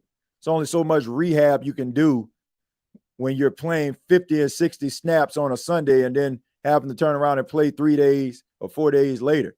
And it looked like he's holding his hamstring right there, and you always got to be very mindful of those non-contact type injuries, man. You know, you'd rather see those injuries where, you know, maybe somebody hit someone, but anyway, here's a quick pass right here to Puka Nacua for another first down of the Rams, and the Rams not right now on the move.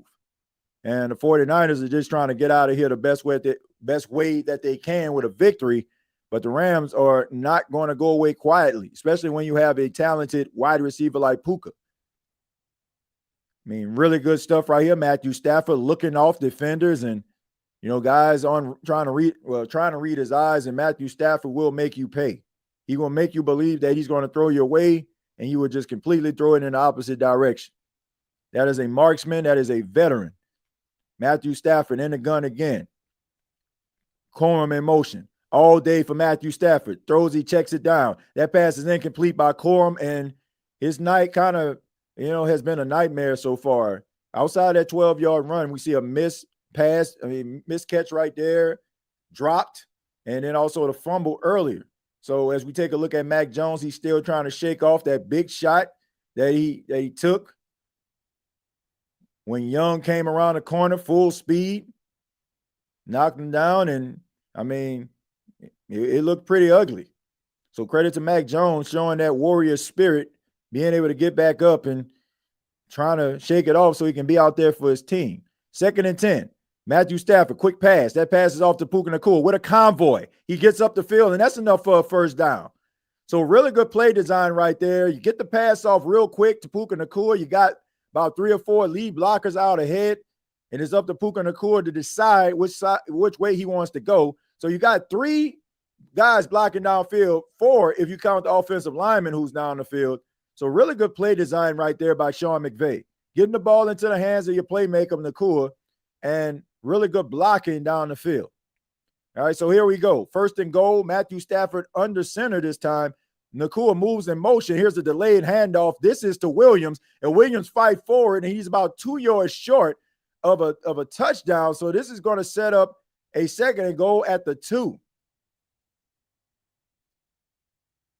As the clock ticks, as we get closer to being under 4 minutes in the 3rd quarter, Kyle Shanahan taking a look at how he wants to approach the offense and when he has to call plays when the offense is out there on the field, and the Rams trying to get back into this game.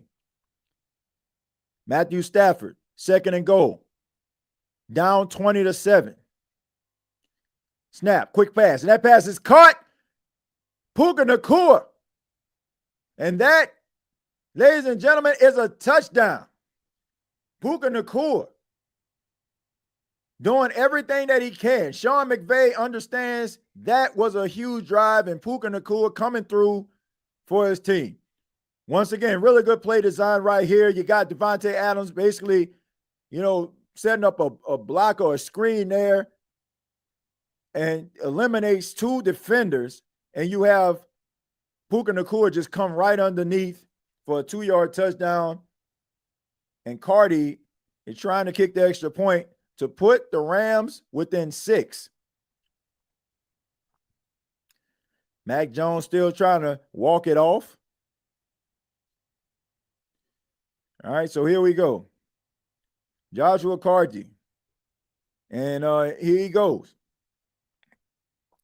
Snap, placement, kick on the way, and it is good.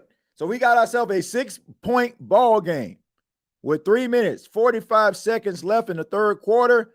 The 49ers are holding on to a 20-14 lead. And that pass is caught. Really, once again, good play design. Matthew Stafford been doing it for a long time. And Sean McVay, you think he wants this game? Look at the intensity in his eyes. They understand what this game means. I mean, this is a big game for both teams. Of course, they have to play each other again. They're division rivals. But this is a way for you to be able to get a stranglehold on the division early. And you control your own destiny. And that's what teams want. They want to be able to control their own destiny. Can't wait to see the rest. Yeah, I'll make sure I have that uploaded on tomorrow, man. Make sure that y'all be able to check it out.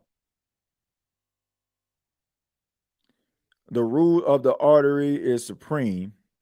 Great show. Press the like and hype button. Scams are back in it. I've always liked the Rams helmet, but that's the only thing I like about them. Who? What's up with it, Jones? Hey, what's going on, Ross, man? Appreciate you for being here, man.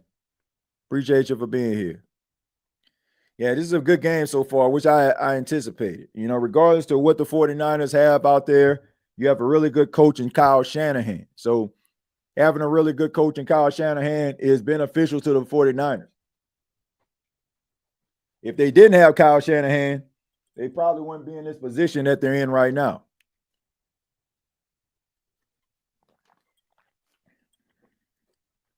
Probably wouldn't have what they have on the field right now. It probably wouldn't look formidable at all. This is why coaching matters, ladies and gentlemen. I know people want to talk about the Willies and the Joes, but the coach that can dial up the X's and the O's.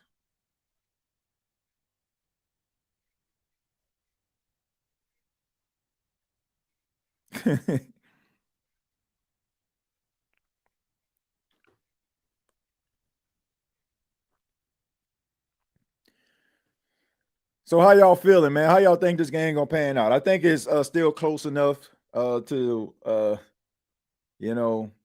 be wide open. I mean, it's just a 6-point ball game. Y'all think the 49ers gonna pull it off, or you'll think the Rams gonna win? I'm gonna be honest, man. That shot that Mac Jones took, I'm still a little concerned. Like I respect the fact he's gonna go back out there and give it a try, but man. I mean, I don't know the severity of his injury, but credit to him out there battling and trying to do everything that he can.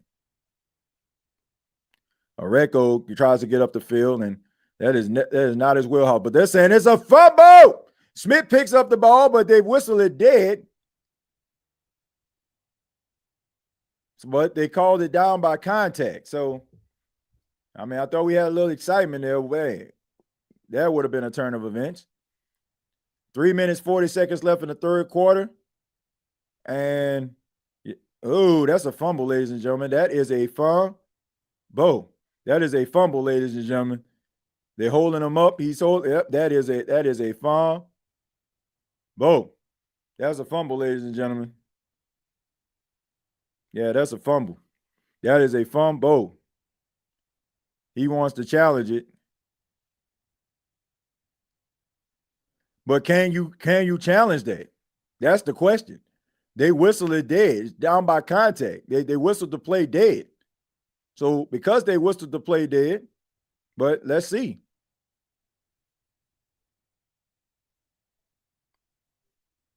But did they whistle the play dead? That's the question. if the 49ers still maintain possession, they got away with murder. I can tell you that right now, folks. I mean, that was a fumble. That is clear as day. Like the Rams or not, whether you're a fan of the team or not, that is a fumble. And you can't challenge it. And the Rams fan, justifiably so, are ticked off. I would too. I'm gonna be honest. I would be ticked off. That is some BS. But look who's at the scene of the crime, Mr. Bill Vinovich, ladies and gentlemen. So what do you expect from a Bill Vinovich officiating crew? But 1st and 10, Bourne in motion. And here's a flag, but I guess, because we can't give you what you want, we're going to go ahead and back it up and make it difficult for the opposing team. Okay, there we go. We're going to make it difficult for you.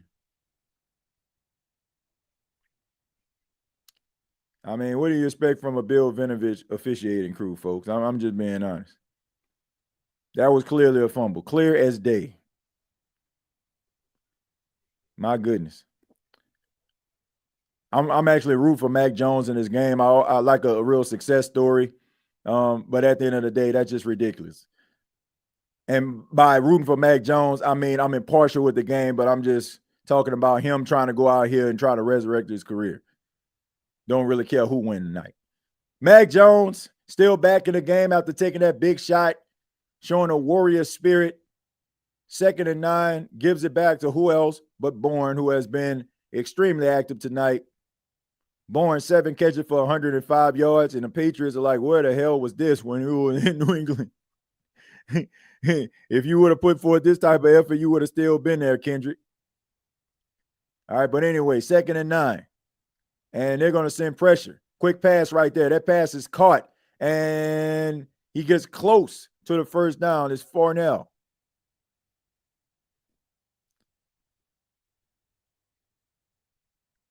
I mean, so we're seeing a little bit of tempo here from the 49ers.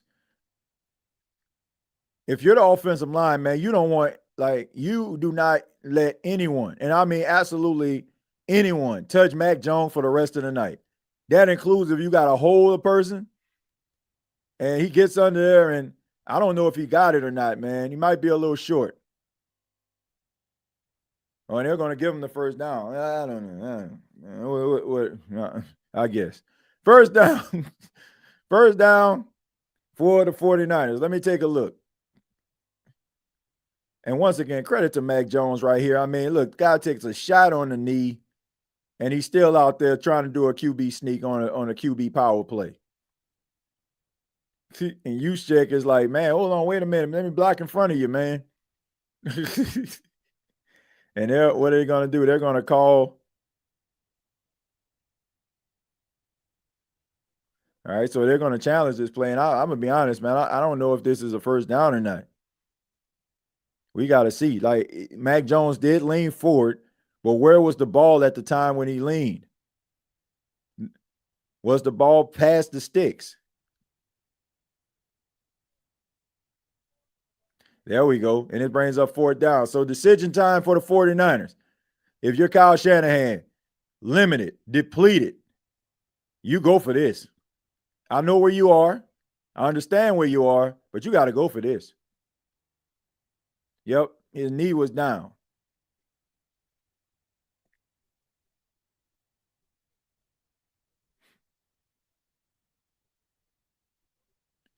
I understand why Mac Jones decided to kind of lean forward. Of course, he was protecting his leg there, if you can tell. He didn't want to expose his leg to a defender there. So they're going for it, and justifiably so. This is a big game. You're limited, and you're just trying to get out of here. I mean, look, you're going to have a mini bye when it's all said and done. All right, so are they going to do the QB sneak here? He sneaks forward, puts his head down, and he has a first down this time. That will be a first down. So move those chains for the San Francisco 49ers as they get another first down. And Mac Jones takes it himself again, but this time is able to lean forward. Really good penetration by the offensive line. Mac Jones just leans forward.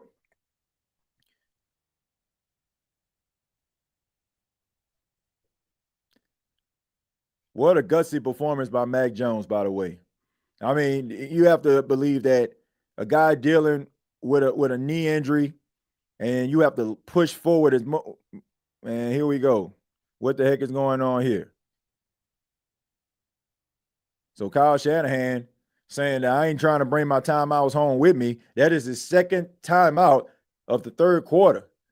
And this type of game, you might want to reserve some of those timeouts. And it's that Eli Apple on the sidelines in street clothes. Hey, TJ, does the season for the Saints remind you of the 2005 season? No, it doesn't. It doesn't, man.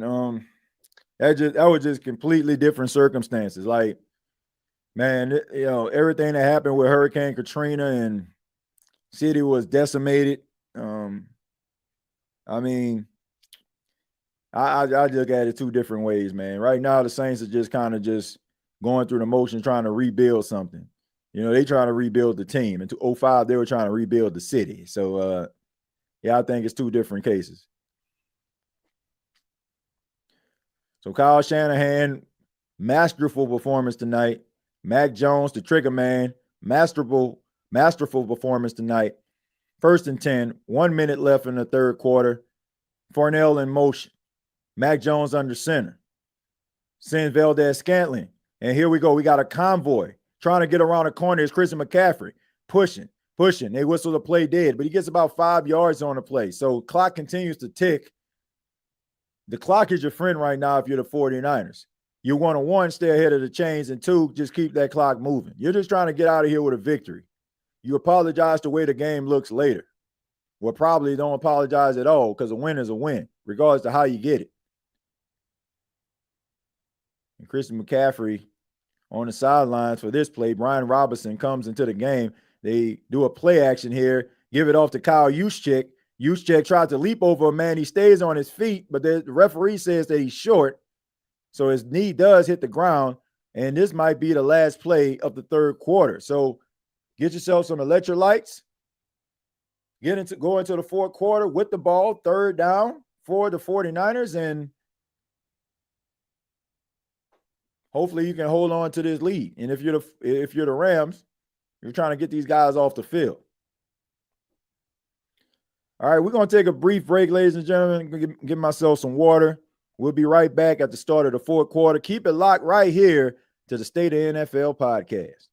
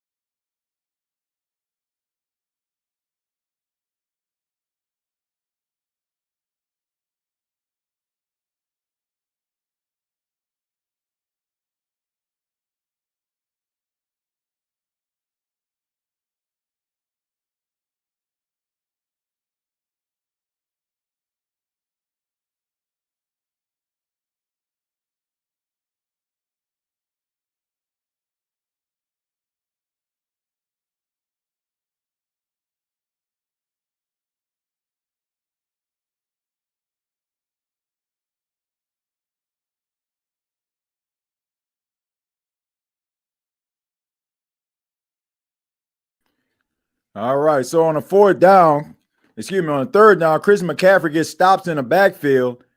And that's Landman again. Once again, a very underrated linebacker. Just all right. So that forces the 49ers to punt on a 4th and 4.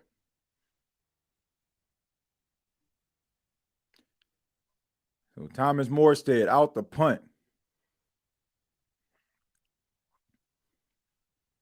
And it is returnable. Smith tries to get around the corner.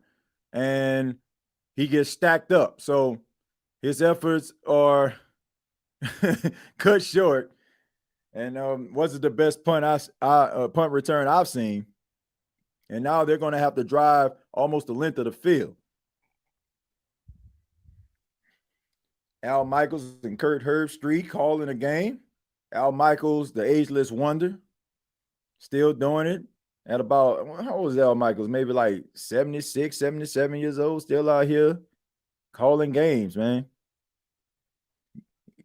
He has been a part of some of the most iconic games and moments.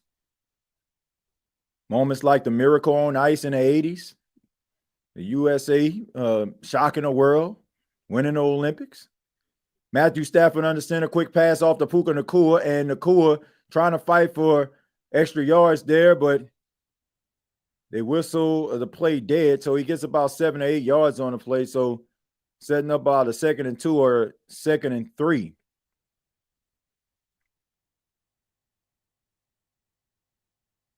Excuse me, Al Michaels is actually 80 years old. 80 years old, still calling plays. Play-by-play guy. Matthew Stafford, plenty of time, checks it down. This is to, I believe is that Davis? Oh, excuse me, Allen. Excuse me. Davis Allen. So Matthew Stafford trying to drive his team down the field to take their first lead of the night. And it couldn't have come in a better time, especially in the 4th quarter. Matthew Stafford looking. 49 trying to get around the corner, and that pass is incomplete. And Devontae Adams was the intended receiver and just could not hook up with Devontae on that play.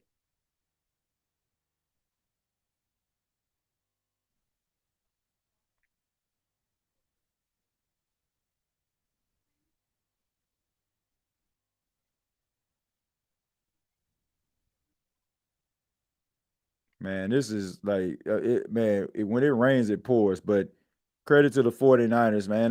They're just out there trying to get through this game and trying to come away with a dub any way that they can. All right, so here we go. Here's the pressure on Matthew Stafford. He gets it out of his hands. This pass is complete. And Kyron Williams is able to get up the field. Credit to Matthew Stafford feeling the pressure coming off of the left side. Able to feel that pressure.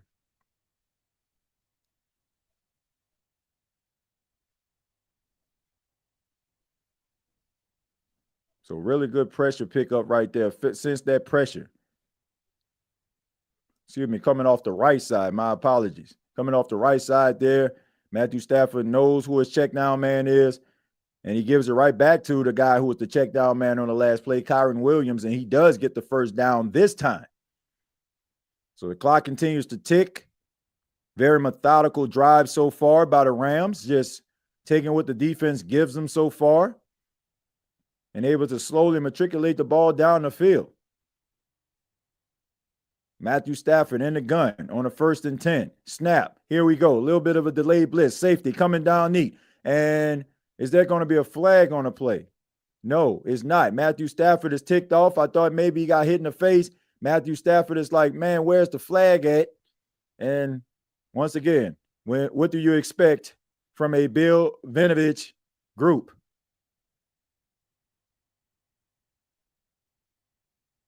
And Matthew Stafford falls on the ground like he got shot with an AK-47. But instead, all right, and there's some questionable activity in the secondary. And they do call a flag, but do they pick it up?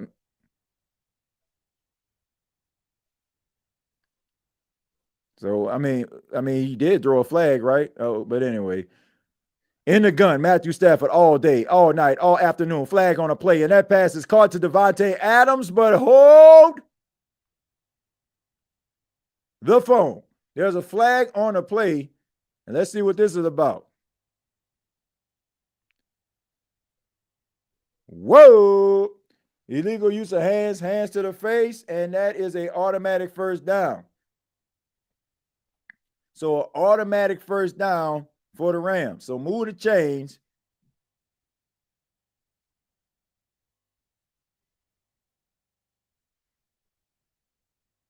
So let's see. You got your hands to the face, and it definitely was that.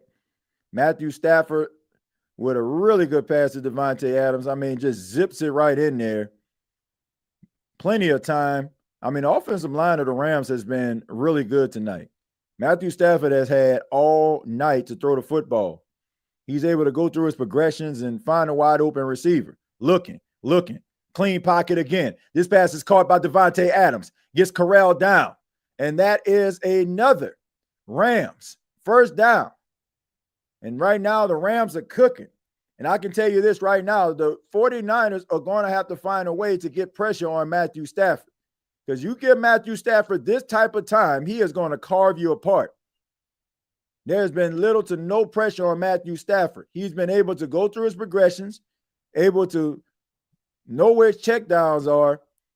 The 49ers are going to have to find a way to try to stop this bleeding. Right now, it seems like Matthew Stafford has forever to throw the football. Here's the snap. 1, 2, 3. Plenty of time. Throws it up, and that pass is deflected and incomplete. And Kobe Parkinson, another tight end, was trying to get the ball, and that was a favorable matchup. And he, well, that was a good pass. He should have caught that ball. He should have caught it. I mean, that was a catchable football. And Parkinson's, he's one of those guys that don't get the ball very often. Matthew Stafford, looking, pass, caught. Kyron Williams, touchdown Rams. Touchdown. Kyron Williams. Matthew Stafford hooking up again for the second time tonight. And the Rams coming back from the dead, down 20-7. And now they are a field goal away from taking a 1-point lead.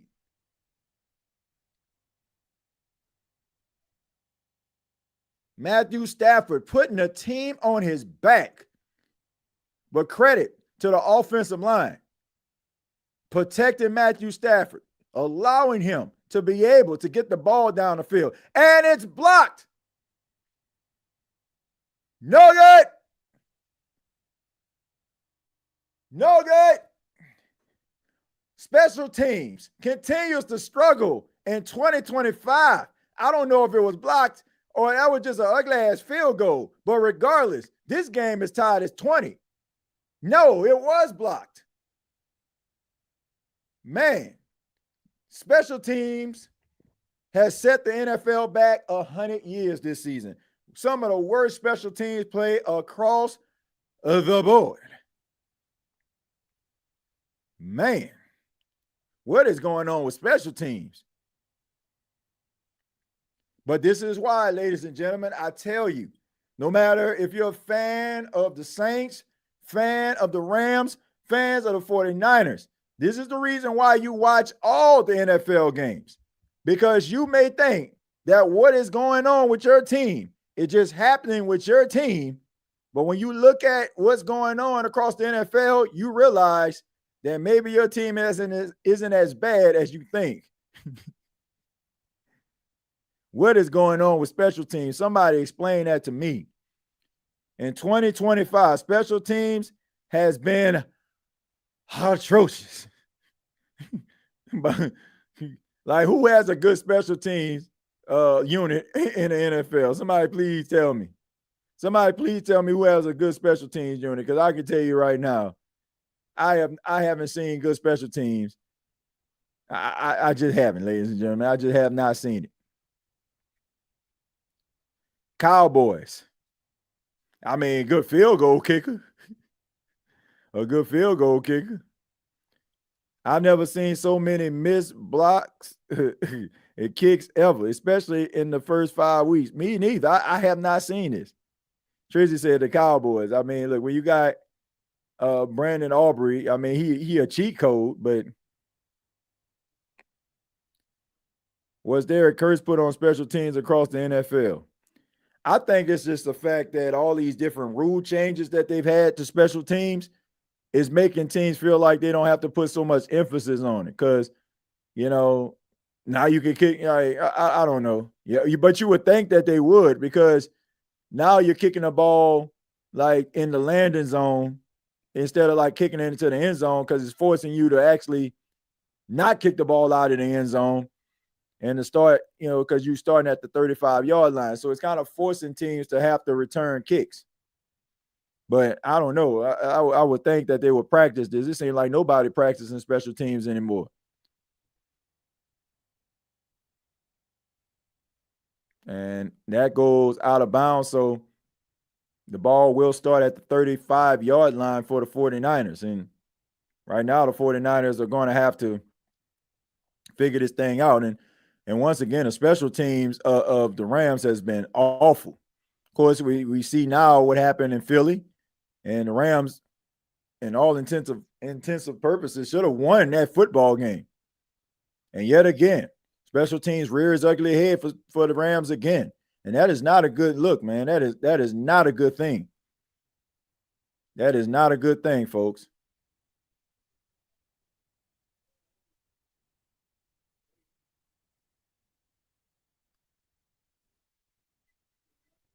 All right, so 1st and 10 for the 49ers. Mac Jones under center, looking some more. Checks it down to the tight end. He gets around the corner, line of scrimmage, and he takes a huge shot out of bounds. I mean, that was a big-time shot right there.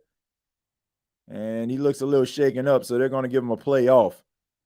Speaking of shaking up, Mac Jones earlier in the third quarter took a huge shot from the defender Byron Young on the Rams team, came around the corner when they were in the red zone. He took a clean shot, but credit to him, back out there trying to get a victory for the 49ers.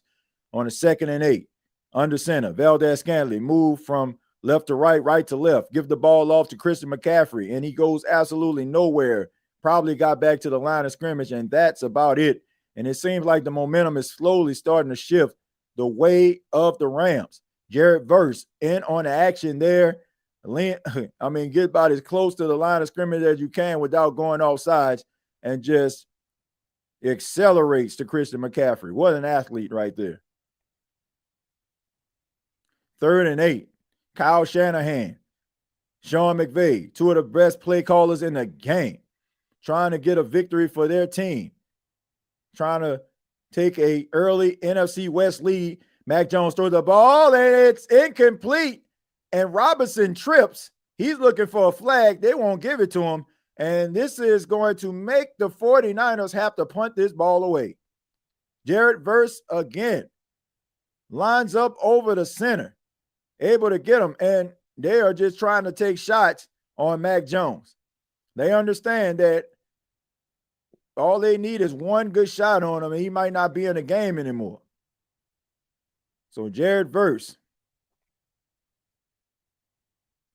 So back-to-back punts. All right, so here we go. Ball up. That that punt is received, and very dangerous right there. I respect Smith for fielding that, but I don't know if that's what you want to do, especially in a tied ball game where you need to have the ball. So right now, Matthew Stafford and the Rams are trying to do what they just did, which is go down the field and score a touchdown. This time, if they score, they got a lead.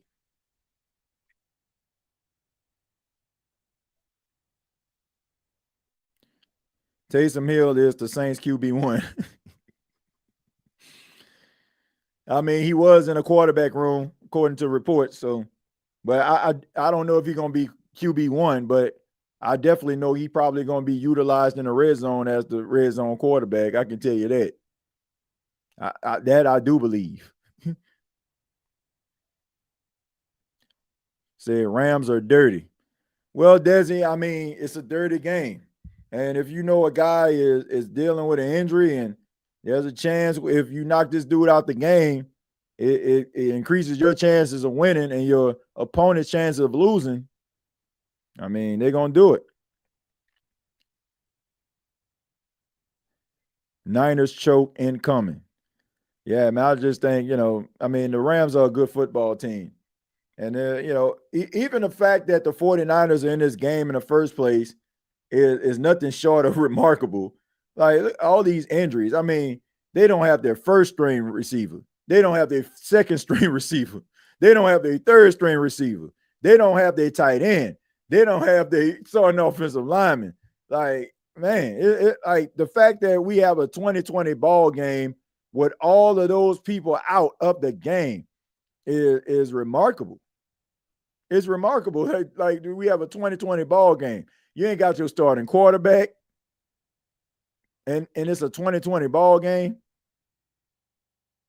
Is Olave a bust, TJ? No, Chris Olave is not a bust.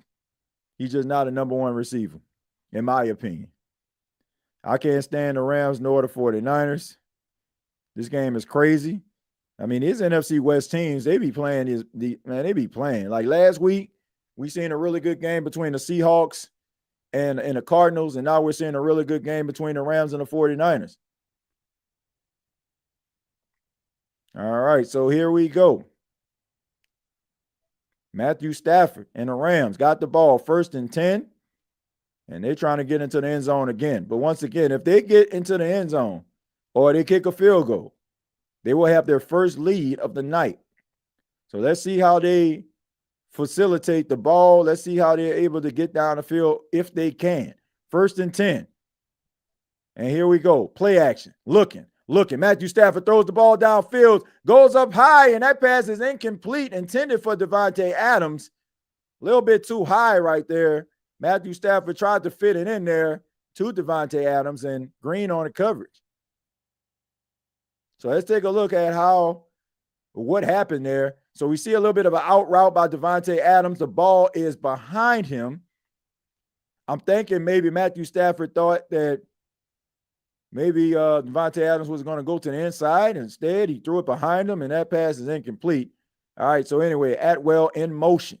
Here's the snap. Matthew Stafford, quick pass right there. He goes right back to Davante Adams. He gets up the field, and he's about a yard short of the first down. This is going to bring up about 3rd and 1. So Davante Adams, back-to-back targets. First one behind him. Second pass in his hands. He gets up the field for 9 yards. Matthew Stafford, 21 of 31, 279 yards and 3 touchdowns. From starting the game off 1 of 2 for 5 yards. And he is cooking right now. 3rd and 1. Atwell in motion again. Snap. Matthew Stafford. Quick pass. And that pass is almost intercepted. And man, Winters could have been a hero right there. But instead, ball just goes right through his hands, man. You got to be able. These are the type of plays that you have to make. When you know that your team is down, decimated with injuries, you got to find a way to come up with that football. Luckily, that ball was not intercepted. Here's the punt. And he angles it towards the sidelines, and it goes out of bounds, or it stays in. And man, and wow. Man, that ball took a turn. And Evans has the ball at about, they down the ball at like the 2-yard line. Man, wow. Whew. And now the 49ers are going to have to drive 98 yards if they want to score a touchdown here. I ain't curious to see Kellen do anything but leave. Man, just got there, man. God dog, man. 49ers backup team better than our starting team. I mean, this is an impressive job, man. We known for Bounty Gate. We shouldn't have called other teams dirty, LOL. Really good punt. Was it? Was it? I don't know, man. I think that's a little bit of luck there. I'm thinking that ball was like, kind of angled towards the sidelines. I don't think, I think that was a little bit of luck there. Lucky for him. They dapping him up, but I don't think he can do that again if he tried. Sometimes it's better to be lucky than good. But who knows? We are a dumpster fire. Anything goes. I don't see him doing that. They need him in a Swiss Army role. Yeah, but I mean, I can see him being in that Swiss Army role, but I can see him like being utilized in the red zone. I think the Saints pretty much showed you what they feel about their red zone offense by them calling that makeshift Philly special right there. Like they feel like they have to put the trickery together in order for them to be able to generate points. Turpin. Yeah, Kavontae Turpin is good too. He's a really good returner. Now, I would say they have a solid special team. I mean, all things considered. Like really good return man in Turpin. Really good field goal kicker. Trying to see if I've seen any mishaps. No, I don't think so. So I guess I have to agree with you. Cowboys have a good special team. Saints need to raid 49ers practice squad. It's funny you said that. I was actually in the school line waiting for my son to get out. Y'all know, man, if you got kids, you got the school line. And one of the teachers that was directing traffic, man, like I said, man, he couldn't do that again if he tried. But anyway, it was one of the teachers that was directing traffic, and he seen that I had the New Orleans Saints license plate on my car, and he was like, we probably gonna need some of y'all players, during the trade deadline. I said, yeah, you're probably right, man. And we kind of joked around a little bit about that. But anyway, 1st and 10, Mac Jones in the gun, looking, quick pass. And that pass did he intercept that? No, but it was a really good defensive play by Landman. And I tell you, man, Landman is playing like some really good football right now. Like this guy's all over the field. He was injured early in the game, but he's still out there giving it his all. So Mac Jones tried to get it to the tight end, but really good defensive play by Landman. And if you're the Rams, you're trying to not allow the 49ers to move this ball at all because it can set up really good field position for you. Mac Jones, second down. This pass is caught by Bourne. Bourne having a big night, over 100 yards. 3rd down.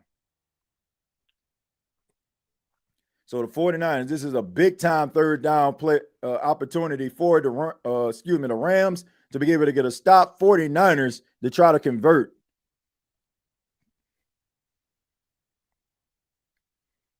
All right, so 3rd and 1. What are they going to do? 49ers trying to get a 1st down. Rams trying to get a stop. Something has got to give here. As Mac Jones is in the gun on a 3rd down. And here's the snap. Looking. Throws the ball downfield, and that pass is caught again by Bourne. And Bourne again.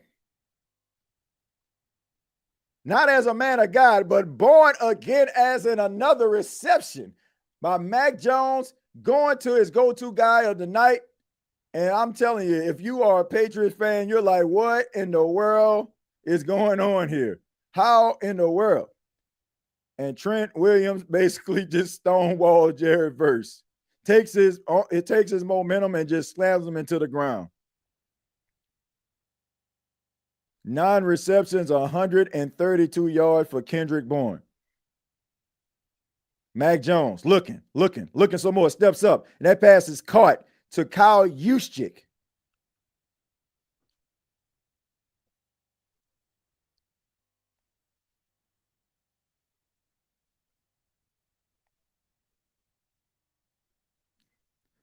I like what you did there, Who That Rex. He was born to do it. Just let me know I ain't the only dad on here. 2nd and 6 for Mac Jones and the 49ers.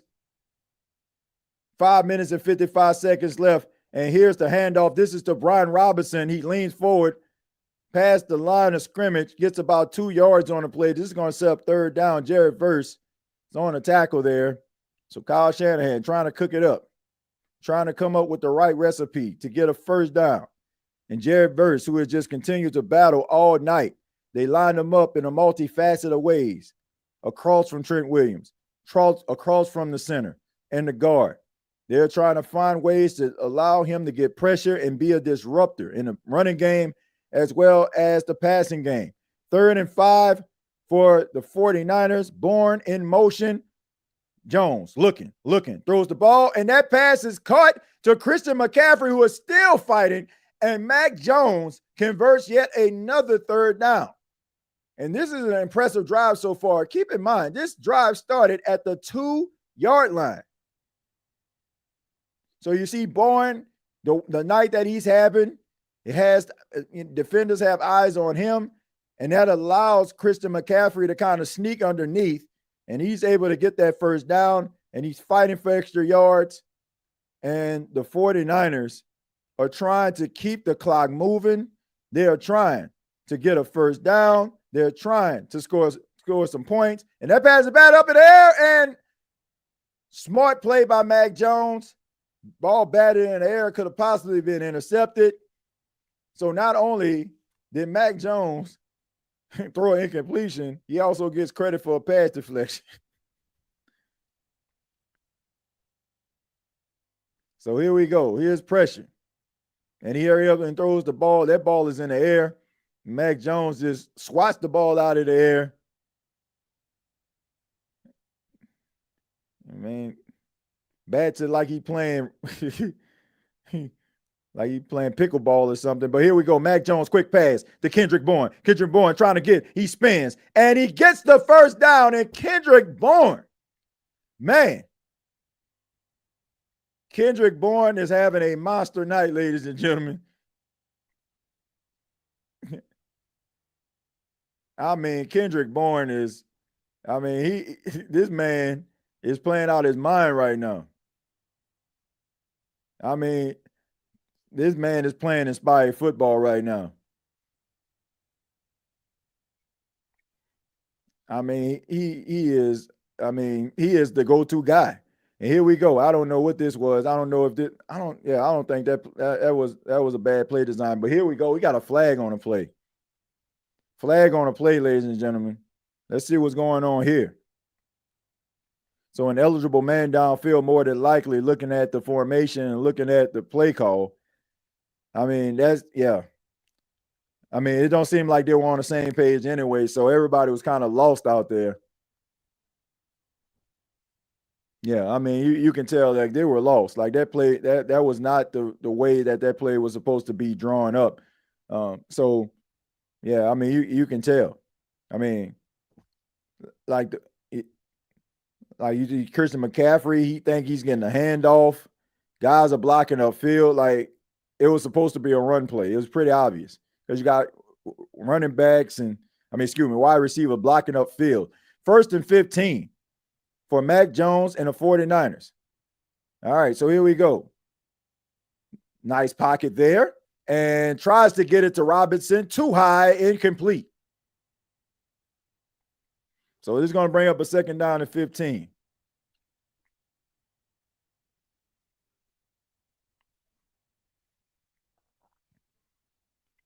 So George Kittle out. Brandon Ayuk out. You got Robinson out there trying to make plays. You got Bourne out here making plays. You got backup tight ends making plays. You got Christian McCaffrey clearly making plays. And now you're just trying to get out of here, man. If you get out of here with a victory, this is a really good coaching performance. Mac Jones looking. And he gives it to the tight end. He tries to get up the field. Had a convoy. I mean, that play had some legs, man. If he would have been able to make that one defender miss, he probably would have got himself a first down or close to one. So Kendrick Bourne, 142 yards, a career high, pretty obvious. I mean, besides that one drop that he had early in the game, I mean, this guy's been pretty reliable, and Mac Jones is leaning on him. And he might have to lean on him again on a 3rd and 10. Here's the snap. And he throws it quick, and that ball is batted up and almost intercepted by Stewart. So we see 2 linebackers had an opportunity to get themselves an interception, and let's see what we do here. All right, so they're bringing out Pinheiro to try to get himself on the board and put this game, try to put this game away.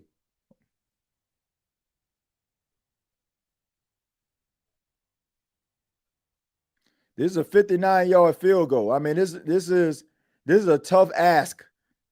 But, I mean, when you're decimated with injuries, you got to just try to find a way to win. Snap, placement, kick on the wing. Hey, and it is hey, 59-yarder.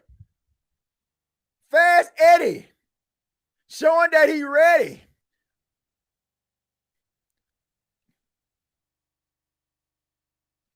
Kick that mug 59 yards, ladies and gentlemen. And he is fired up. So the gamble by Kyle Shanahan pays off as Fast Eddie Pinheiro kicks a 59-yard field goal. Wow. Wow. Mac Jones don't look like a fluke, boys and girls. Yeah, he does not. The Rams was in man coverage on a 3rd and 1. Yeah, that wasn't dumb. That was pretty dumb. Great IQ by Mac there. No Christian, but he was born again.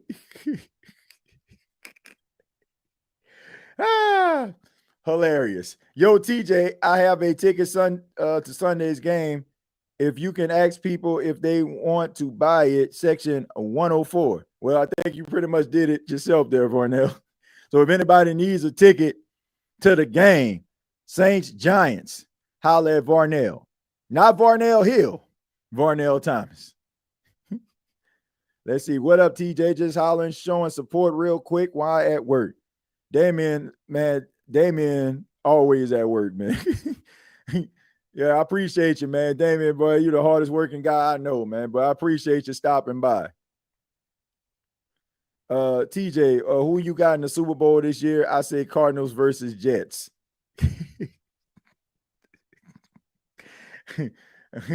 must be the cereal bowl. Shoot, because it dang sure ain't no Super Bowl. I hope when the Saints go to LA, they can be this competitive. I hope so too. Shows that anyone who was on the Panthers and leave automatically gains their powers back. Sam Darnold, Baker Mayfield, Eddie Pinheiro.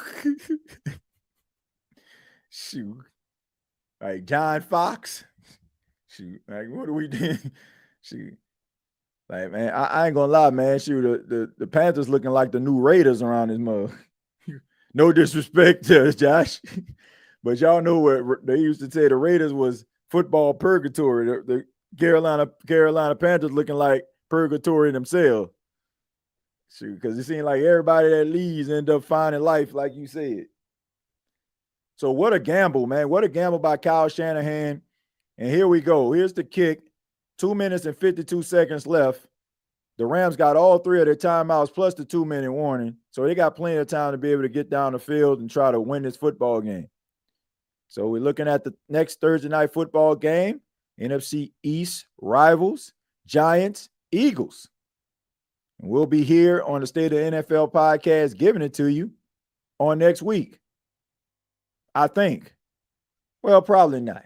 Probably not. I will be down in, I think I'm going to be traveling. I'll be traveling to Mississippi next week. So depends on if I'm able to get down there and be able to go live. I might be able to give it to y'all. All right, so anyway, Matthew Stafford on a 1st and 10. That pass is complete to Puka Nacua, and that's enough for the first down. So move those chains. So once again, the Rams got all 3 of their timeouts plus the 2-minute warning. So they got plenty of time to be able to come up with a game plan, facilitate this 2-minute drill, and take as much time off the clock as they like. All right, Matthew Stafford with a little bit of tempo, looking, throws the ball downfield. Wide open Devontae Adams. Bumps out of bounds, tried to get out of bounds, and he catches the pass, tries to get out of bounds, but can't. And I would just take this all the way down to the 2-minute warning. I don't think you're gonna snap another pass, snap another a play, excuse me. Well, they're gonna try to snap it. I hope not. And they do. So Matthew Stafford looking some more. And I don't know exactly what happened there, but there's a flag on the play. So Matthew Stafford believes that this is going to be on the 49ers. And let's see if it is. I don't know if I agree. Illegal contact.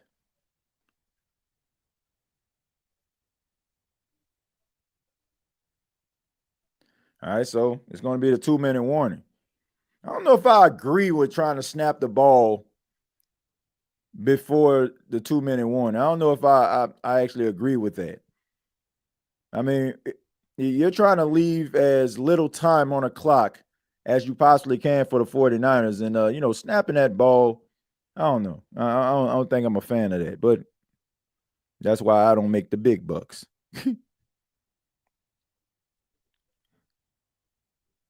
LOL, Varnell Hill, you're killing me. You're killing me, Small. Saints tickets is like the Pelicans ticket. Worthless. Come on out, Felipe, man. Come on, man. Let's see. They're going to be mad when Bryce leaves and becomes a Hall of Famer. TJ, my coworker, just said, what you laughing at? I said my favorite show, just laughed at my comment. You know, I told you years ago, TJ, I do film production 16 to 18 hours a day. Hey, man, look, shouts out to you, man. Respect to you. Respect to you, my man, out there grinding, doing your thing. And, man, credit to you. Man, my goodness. Every time, like I said, every time you roll up, you're doing film production. What are you actually working on, if you don't mind me asking? Hey, also, TJ, how do I become a member of this channel?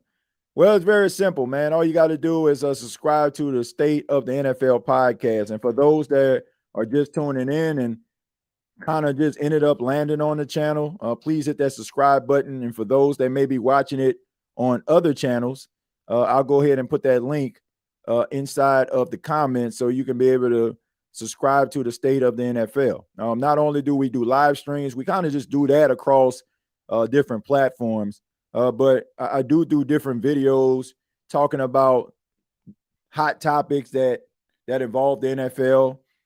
So you can check out some of the videos that we've done on the channel as well. But you can subscribe to the State of the NFL podcast channel, help the channel to grow. All right. I mean, we're almost at 750 subscribers, and we started that channel this year. So channel is growing every day, and I'm appreciative of that, man.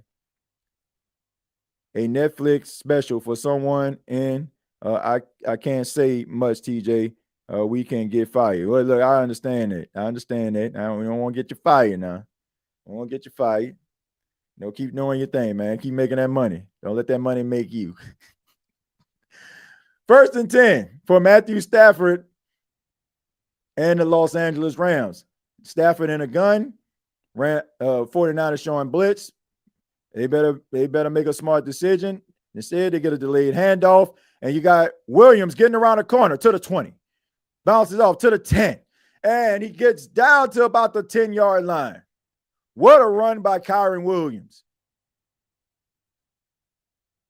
They blitz, and Kyren Williams very smartly. That play was designed to go to the left, puts that foot in the ground, switches it to the right, and Robert Saleh can do nothing but shake his head. Sometimes you can have the right play call, but you go up against a really good player, really smart player in Williams, is able to make you pay. All right, so 1st and 10, Matthew Stafford, Rams, under center. Nakua in motion, hands the ball off to Williams. Williams gets up the field, and he gets tackled, and the clock continues to tick, and they're saying there's a flag on the play. Let's see what that's about. Lenore is saying that more than likely it's going to be a holding penalty on the 49ers. On the Rams. Let's see what this is. Hands to the face. All right, so that is on And that's on the 49ers. So Michael Williams, the rookie out of Georgia, is guilty of illegal use of hands to the face. Let's take a look at what's going on here. Yeah, I don't know about that. I guess maybe he got inside the shoulder pads or something. I don't know. Once again, when Bill Vinovich is the referee, you don't know what to call it. All right, so here we go. 1st and goal for the Rams. And here we go, the handoff to Williams. And he is. Wait a minute, they said it's a football. They said he fumbled the football. Wait a minute, and the 49ers. And the 49ers, they're still fighting, but the ref said that the 49ers got the football. Unbelievable. You're damn right, Al Michaels. Unbelievable. Kyron Williams got him down there running hard. And he, let's see, Williams fighting.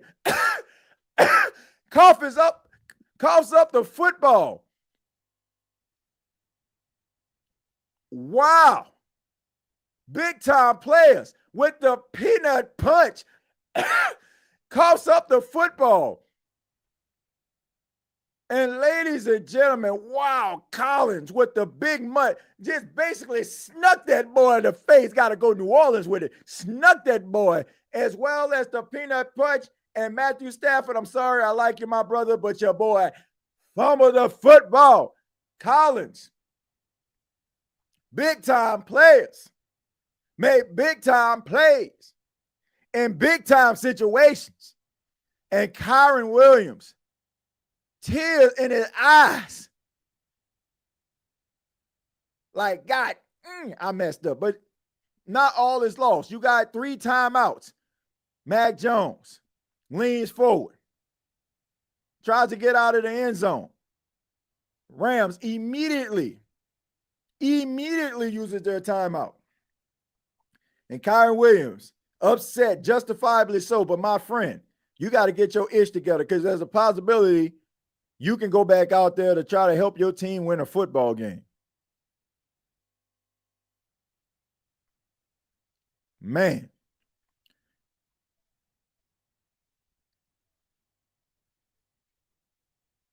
My goodness.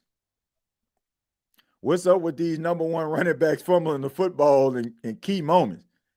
My goodness. But anyway, 2nd and 9. Matthew Stafford hoping that his defense can get a stop where he can go out and try to facilitate a 2-minute drill. And here we go, off to Christian McCaffrey, fighting. And they're going to call another timeout. So you have to believe that this is going to be a pass play on 3rd down. I don't know if you want to, if the 49ers get 1 first down, this game is pretty much over.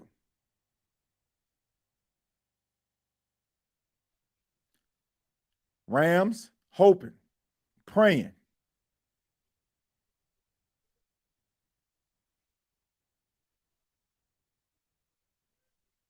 And as we look at Cardi, who has struggled,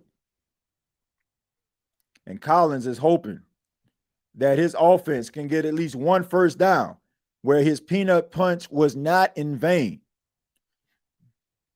But really smart decision making, because you're not even in this situation. And Christian McCaffrey runs the football again, and that forces the Rams to use their final timeout of the evening. With 53 seconds left on the clock, they're going to bring out Thomas Morstead. They're hoping that Thomas is able to boot this ball to the other side of the end zone.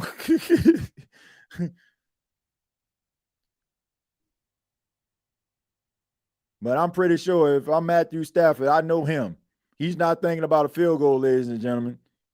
He's like, I've seen this movie before. I've seen it in Philly. I'm not trying to see it tonight. So Kyron Williams, fortunate that he gets another opportunity. Thomas Morstead, veteran, been around for a long time. Been around for a very long time. Trying to boot this punt as far as he can to try to make it extremely difficult for the Rams. Here we go. And here's the punt. And nice punt there. And he stays on his feet around the corner. And Marstead with the tackle. But there, the phone. Ladies and gentlemen, there's a flag on a play, and more than likely, this is going to be on a return team.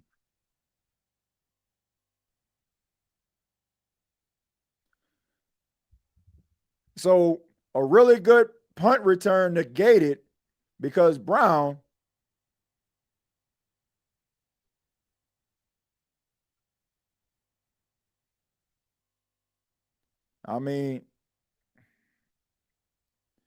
this is not the UFC, my friend.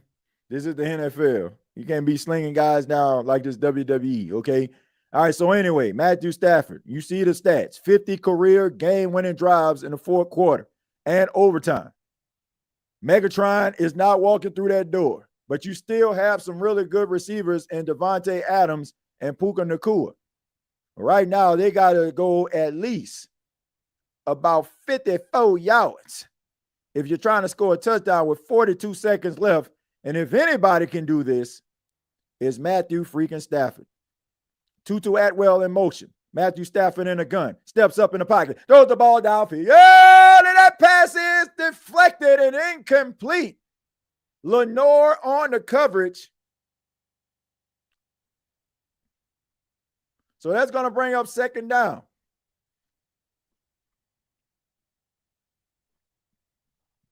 And that pass had legs, man. That could have been caught.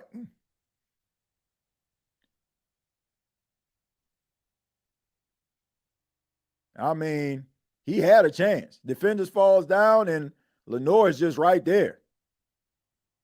The 49ers and he gets around the corner, and that pass is incomplete. Bringing up a 3rd and 10. 2 plays left. 31 seconds remaining in the game.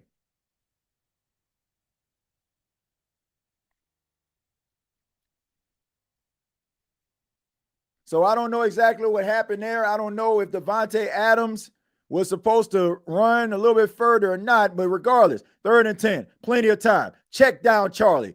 Kyron Williams gets out of bounds. Smart play right there. That's going to bring up 4th down. Last chance, possibly, for the Rams. And really good smart play by Kyron Williams getting out of bounds. That's like having a timeout.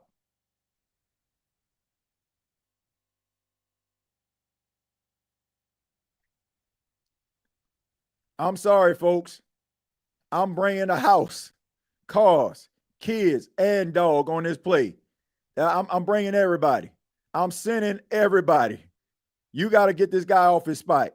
I'm sorry. Even if this ends up being a big play, and they don't, and that's a catch by Kyron Williams, and he stays in bounds. 19 seconds, 18 seconds, 17 seconds, 16 seconds, 15, 14, 13, and Matthew Stafford spikes the ball with 12 seconds left on the clock. You get a few shots, maybe one, maybe two, into the end zone.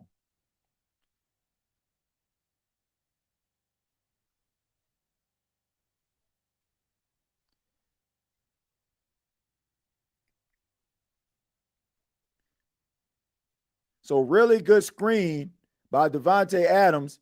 And yet again, we see the receivers coming behind a really good block, a box out by Devontae Adams, taking out 2 defenders. 12 seconds left. And there's a timeout, and that's going to be for one of the 49ers. Once again, Kyle Shanahan understands you can't take timeouts home with you, and this is going to be their final timeout. I don't think I necessarily agree. With, look, I'm sorry, folks. This is Matthew Stafford that we're talking about. If anybody can get that ball into the end zone with 12 seconds left, we have seen this guy do it on numerous occasions. I'm blitzing, and I'm living with the result. I'm living with the result, ladies and gentlemen. Mac Jones. Who? Mac Jones, sitting on the bench. Been a warrior all night long. At one moment, we thought that he was going to be out of the game. He battles back. And here we go. 2nd and 10. Stafford looking. Throws the ball downfield and incomplete. Intended for Devontae Adams. So you have to believe the field goal unit is coming out. To say that this unit has been frosted flaky would be an understatement. Sean McVay understands this is a big moment. Missed a 53-yard field goal. One blocked. 48-yarder to send this thing into overtime. Snap, placement, kick on the way. Yay! And it is good. 2 seconds left. This game, more than likely, ladies and gentlemen, is going into overtime. Good snap, good placement, kick on the way. And if anybody needed a clutch kick, it had to be Joshua Carthy. Because my goodness, this brother has been a human elevator up and down all year long. Matthew Stafford relieved. He feels like he get another shot. Sean McVay, who probably was kind of like, please just make the damn field goal. Kyle Shanahan like, well, it is what it is. Back to work. 2 seconds left. Game tied at 23 all. And more than likely, this game is going to go into overtime unless a miraculous return happens. But, I mean, do you just squib kick this thing? I don't know. Let's see what you do here. And no, they don't. All right, so while you're taking it out, I have absolutely no idea. You could take a knee with 2 seconds left. Skylar Moore gets around the corner, trying to fight. But this game is going to overtime, ladies and gentlemen. And remember the overtime rule. It's not like you win a coin toss, and if you score a touchdown, the game's over. Both teams get opportunity to possess the football. So if you get the ball first, you score. The opposing team will be able to get the ball and possess the ball as well to try to score. Of course, both teams have 2 timeouts, and I want to say maybe it's like 10 minutes, if I'm not mistaken. So if you win a toss, you actually can elect to defer, which is uncharacteristic in the modern NFL until this rule change was implemented. So now if you win a coin toss, you can actually go on defense so you know what you need to do if you possess the ball. There we go.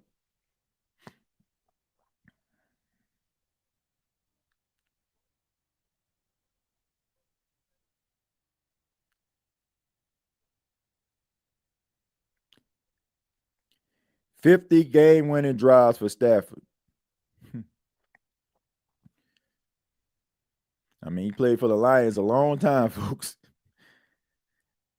I'll take one shot to Puka and Adam on the same side right now. Hey, man, but how many, let me ask y'all this. If Matthew Stafford never left the Lions, do the Lions make the Super Bowl at any time when they're on this little hot run? Do y'all think so? Do y'all think that the Lions would have made the Super Bowl? If the whole trade never happened, they end up getting Dan Campbell as their coach, do the Detroit Lions make the Super Bowl? I think so. I think they do. Great teams find a way to win no matter what, injuries and all. I mean, look, both of these teams want this game. It's pretty obvious. Pretty obvious both teams want this football game. And for the second, well, I won't say second Sunday game in a row because it wasn't. Monday night, it didn't go into overtime. Monday night, it was just a ass beating. But on Sunday night, the game went into overtime. And of course, the Cowboys and the Packers ended in a tie. Let's see if history is going to repeat itself once again. That these teams going to end in a tie, or will we see one team ends this football game? Stafford is different. Yeah, he is, man. That man is an incredible thrower of the football. I take one shot to Puka and Adam on the same side right now. I don't know, man. I would have blitzed him. I'm serious, man. I get it. Like, I get if you blitz, it's like it's a man coverage and you have two matchup nightmares. But man, look, you done came this far. Like, nobody expect for you to even be in this position. Like pending, based on what you actually seen, like all these injuries, like the fact that you're going into overtime, tied at 23. I don't know.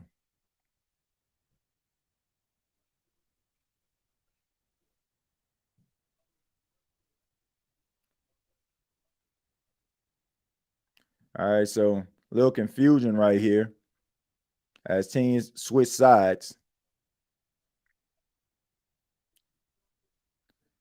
I say no because feel that they would be good enough to make the playoffs, but not as bad to get those draft picks and help build the team they got now. Hey, that's a good point. I agree. Yeah, because Matthew Stafford, as good as he was, he probably not going. You're not going to be, getting Aiden Hutchinson with the second pick. Stuff like that. All right, so here we go. Here's the kickoff by Carthy, and that's a flag. It did not land in a landing zone. So Carthy, my goodness, my guy. Elevator, up and down. And Sean McVay is like, man, I can't with this guy.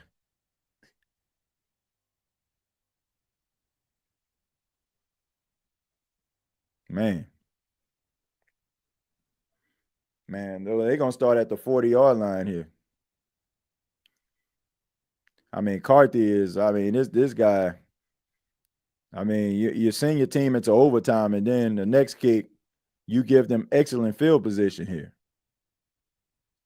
So it's starting at the 40-yard line. That's almost like, a kickoff out of bounds. All right, so here we go. Mac Jones on a 1st and 10. All right, let's see what we have here. Born in motion. All right, so he's looking. And that pass is caught by Juszczyk. Juszczyk gives up the field, breaks about 2 tackles, and takes a couple guys with him for the first down. So really good pass right there from Mac Jones to Kyle Juszczyk. Juszczyk, a reliable fullback, man. This guy has been doing it for a long time, and he's a fan favorite of the 49ers and, a rare breed, right? You don't really see too many teams carrying fullbacks, say the least, fullbacks being impactful in the game. And with that pass, Mac Jones goes over 300 yards. 1st and 10. Mac Jones. Who? Mac Jones. Gives the ball off to Christian McCaffrey. Gets around the corner. Gets a block from Robinson. Gets a first down. And gets down the field for a big gain for about 14 or 15 yards. So really good block on the outside by Robinson.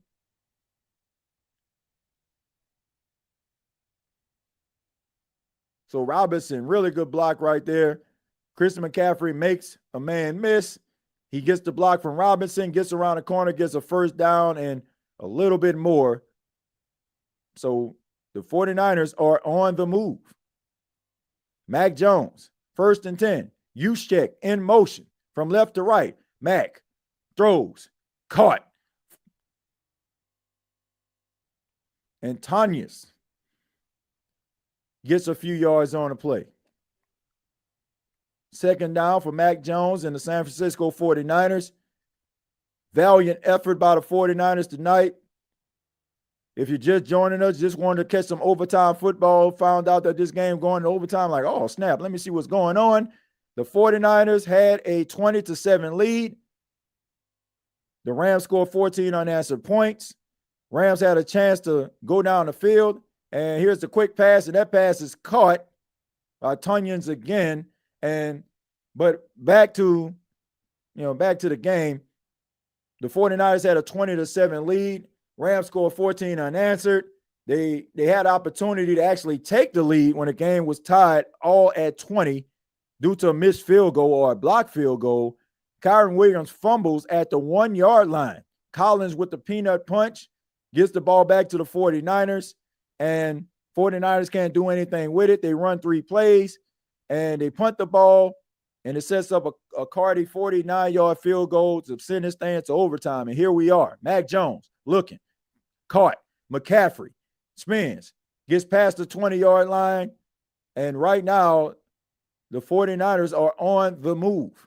Matthew Stafford hoping that his defense can maybe force a field goal so that he can come out and be the hero. 7 minutes left in the game. Mac Jones and the 49ers, they have plenty of time. See, the double-edged sword of the whole overtime thing, I'll tell you all in a minute on a 2nd and 3. Mac Jones looking some more. And he goes down on the sack. And Kobe Turner gets in on a sack, and Mac Jones just has to eat it.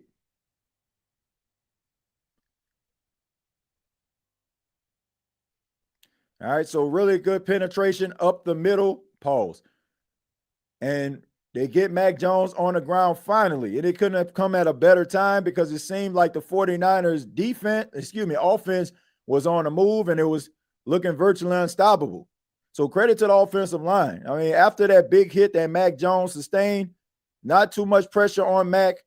3rd and 12. Here we go. Here's the snap. Getting around the corner. Steps up. Mac Jones tries to throw the ball. And no, he cannot get it. And that pass is incomplete. So Mac Jones is on the ground again, draws and all. And man, rough night, tough night at the office for Mac Jones. They done sacked this man out of his pants. And he is in pain, ladies and gentlemen. And if anybody is hoping that this game is over, it's Mac Jones. I mean, this man is in pain. I mean, taking shots, getting hit. I mean, my goodness. So here we go. 41-yard field goal. Snap, placement kick on the way. Yeah, and it is.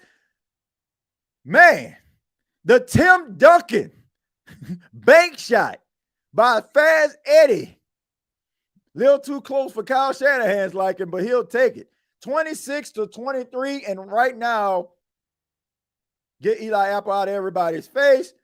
Matthew Stafford knows what he needs to do. Snap. Boom. Tim Duncan type bank shot by Fast Eddie Pinheiro. And now Matthew Stafford knows what he needs to do. He needs to get his team into the end zone.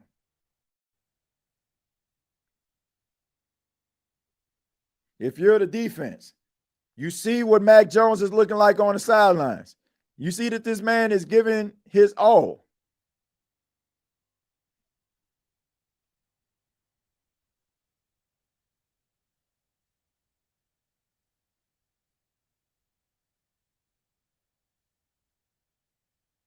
I mean, this man is in pain. Like, if the defense has got to, they got to make a play. They have got to make a play, ladies and gentlemen. All right, so here we go. Smith trying to get around the corner, and he gets past the 30-yard line to about the 33, and out comes Matthew Stafford and the Rams offense. And if you're the 49ers, you need to get a stop. You need to get a stop. You need to get pressure on Matthew Stafford.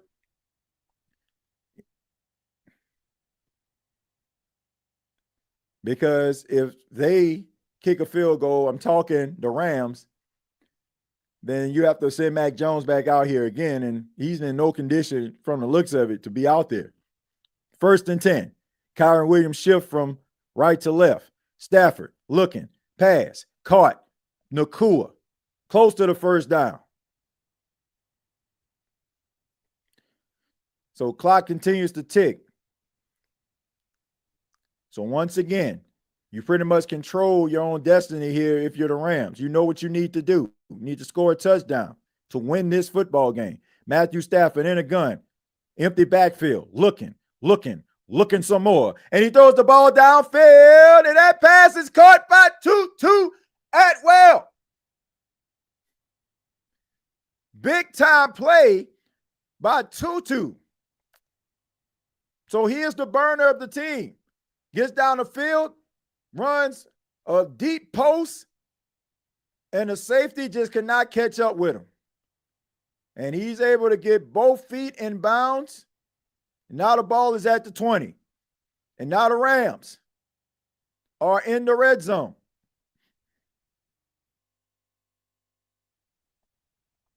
Here we go. Stafford looking some more. Throws the ball downfield, and it is incomplete. Tried to go to Tutu again. That pass is incomplete. 49ers, the mission is simple. Don't get them in the end zone. You can take a field goal, but you shall not, shalln't allow a touchdown.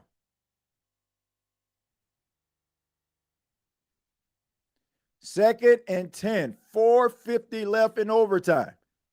Matthew Stafford looking, snap, looking off receivers. And that pass is caught by Kyron Williams. Gets about 3 or 4 yards on the plays. This is going to bring up third down. Clock continues to tick. 3rd and 6 for the Los Angeles Rams. Matthew Stafford in the huddle. We seen what the stat was. 50 game-winning drives for number 9. Stafford looking, calling out his protections. Here's the snap. Looking, throws it quick. That pass is caught, but it's short of a first down. Kyron Williams, short. This is 4th down. In this game, Sean McVay is trying to win this football game. 4th and 1, 49ers. He's not going to leave it up to Carthy. He said he's seen enough. And here we go. In motion. And here it is. It's a timeout. Who called it? And Kyle Shanahan calls his first timeout of overtime. Of course, there are 2 timeouts for both teams. And he understands the magnitude of this moment. 1 yard. You need to make a stop. Question is, can they make a stop? If the 49ers get a stop, this game is over. If the Rams convert, then it's a first down with a chance to win the football game yet again.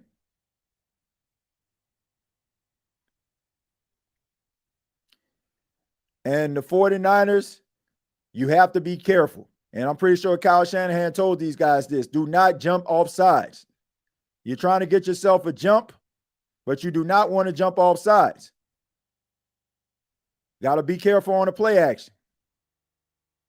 Got to be careful on the play action, folks. And he calls a timeout. So he tried to draw him off sides there. But like I said, I'm pretty sure that's what the timeout was all about. Watch for the play fake. Watch for the hard count.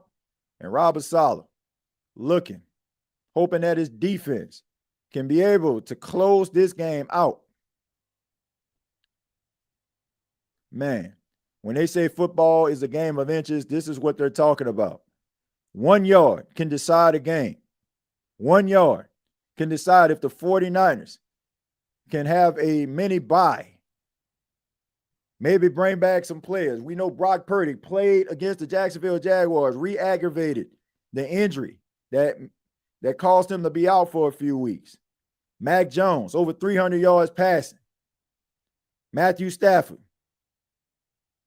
trying to do it again. Here's the handoff. And they stopped him. He did not get it, ladies and gentlemen. He didn't get it. And the 49ers, the San Francisco 49ers, have did the improbable. No Brock Purdy. No Juwan Jennings. No Ricky Pearsall. No Brandon Ayuk. The whole team decimated. Mac Jones limped off the field twice. First time we thought he was dead, but he rose from the ashes like a phoenix to be able to facilitate an overtime drive that put his team up by 3, and the Rams, in a valiant effort, big time throw, deep post, Matt Stafford to Tutu, but they could not get 1 yard.